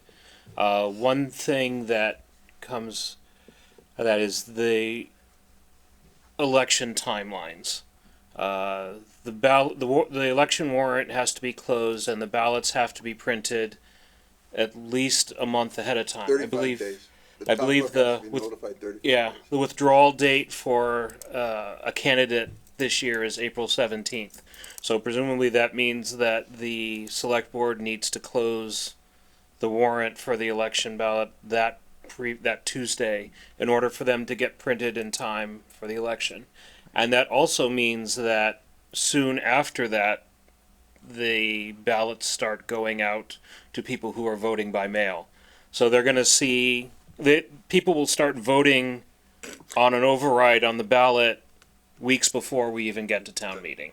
So that unless for some reason the select board decides to opt out of mail-in early voting, which they haven't seen any suggestion that they're going to do that. So in some ways that does kind of say maybe there should be a separate election for that. On the other hand, there are costs involved with that as well, Probably and another election $5,000 workers' to times and run another election. I think our average is 7,500. yeah. And then you have to decide whether you're going to do mail-in, which adds even more time, or early, which adds more time. So what is it? You opt out of mail-in, you opt into early. In person, yes. So people are gonna be voting on whatever's on the ballot. Before town meeting. Well, in a little bit over a month from now. Yes.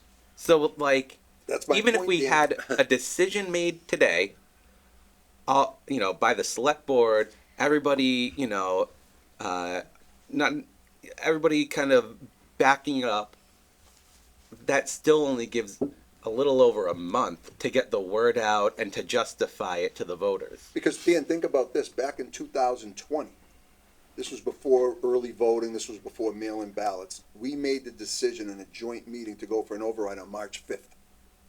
Okay? That's when we were all in this room.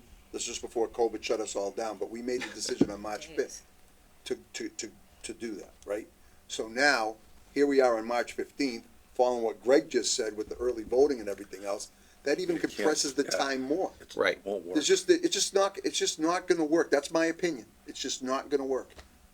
And then if we go for it on that extremely crunched timeline, the odds are lower that it's going to pass. And then if it fails, I'm worried that the people opposed to it are going to say, look, voters don't want it. Let's not try again.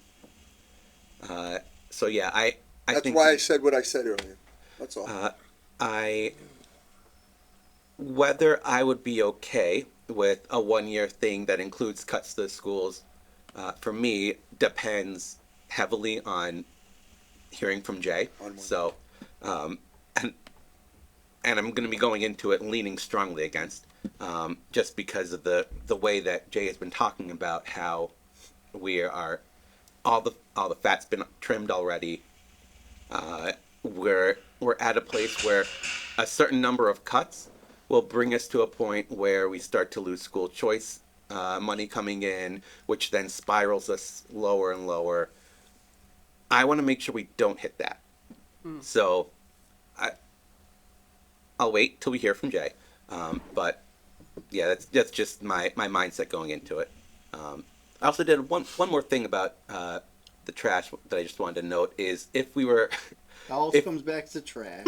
If we were to not jump up the bag fees this year, but over the next year create an enterprise fund and in some way or another move all of the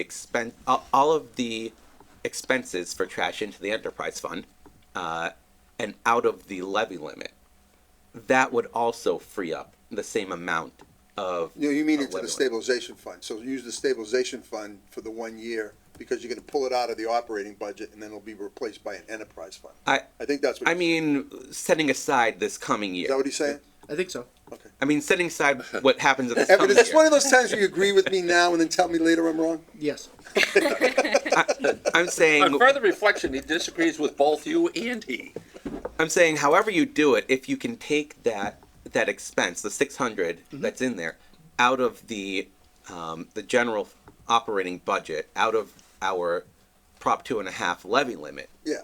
and either put it into back fees or some flat fee toter plus overflow. However you structure it, if you take it out of the levy limit, then that frees up 600,000 of levy limit. Yes. We just can't Right. do that more complicated thing on a short time scale. But if we could do it for the following year, if we were, for example, to all agree on a 5-year override this year and accomplish it, then we wouldn't need to do it quickly, and we could do that over the next year and then free up that money. So I going think forward anyway. so I think this is the way it would be done, because you would use one-time revenue sources this year on an operating expense, the 600,000, not raise the bag fees. Right. But over the next year, you create an enterprise fund to take that over, so that 600,000 you spent one time will not repeat Yep. in the following year, and it gives you more time. That's pretty brilliant.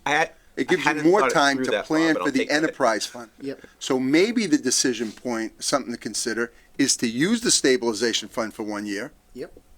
And then it won't impact the following year if you set up the enterprise fund. But you gotta get a commitment from the select board Correct. that they're gonna go forward with the enterprise fund. Because otherwise, you're gonna be behind the 8 ball using one-time revenue sources for operating expenses. Right.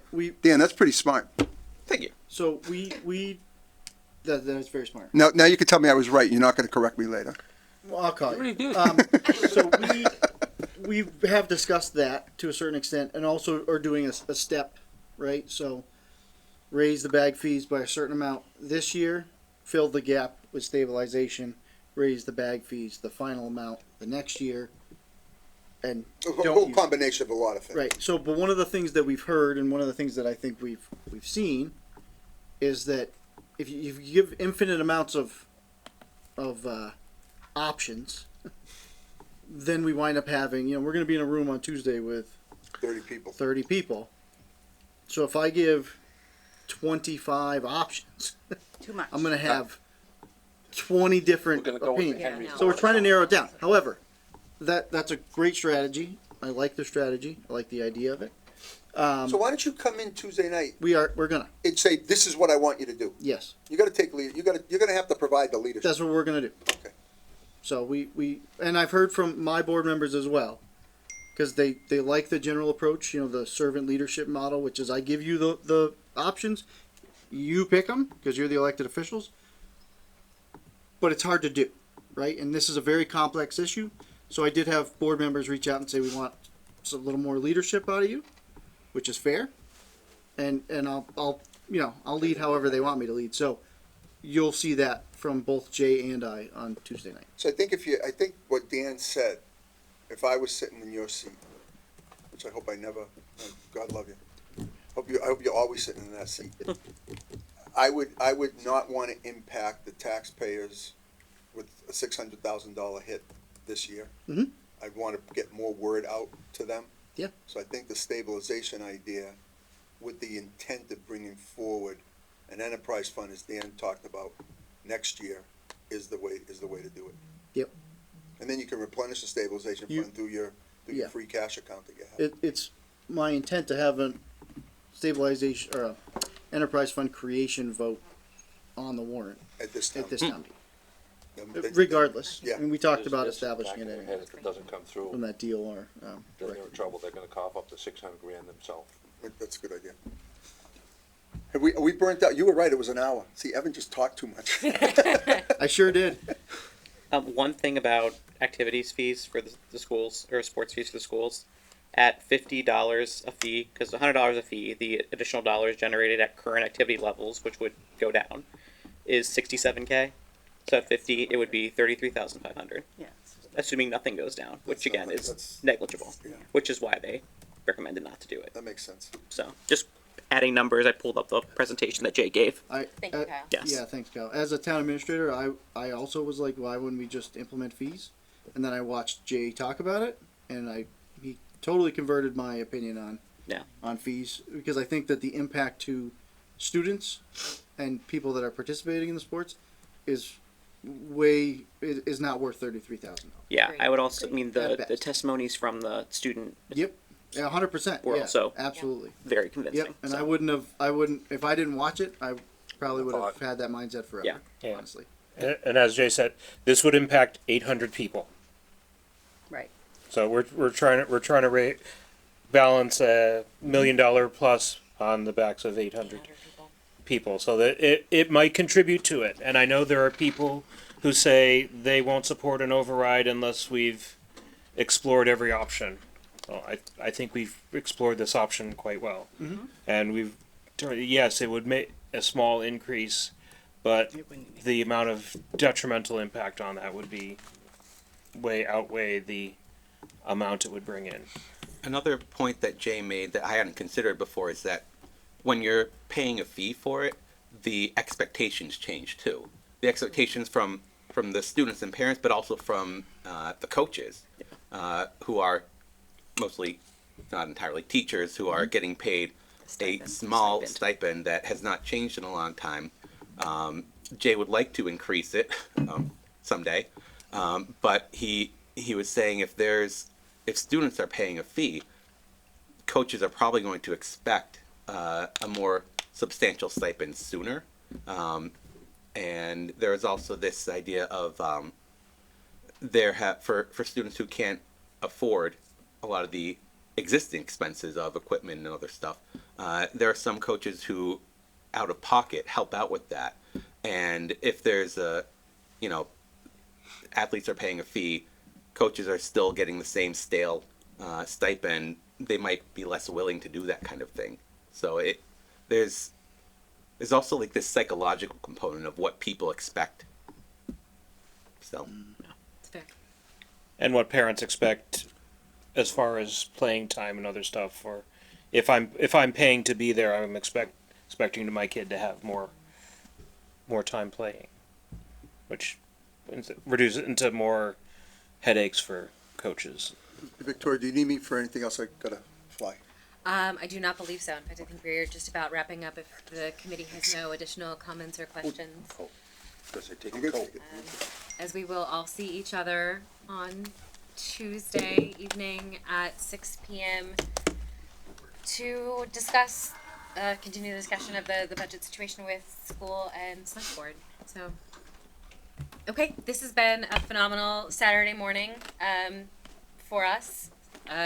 Skip, you look like you want to say something? No? Okay. So thank you, everyone. Thank you for our attendees. Really, really appreciate your time this morning as well. And thanks for the Finance Committee for being so prepared and asking such thoughtful questions. Really appreciate everybody. Okay. Enjoy the rest of your day. See you guys on Tuesday. The meeting is adjourned.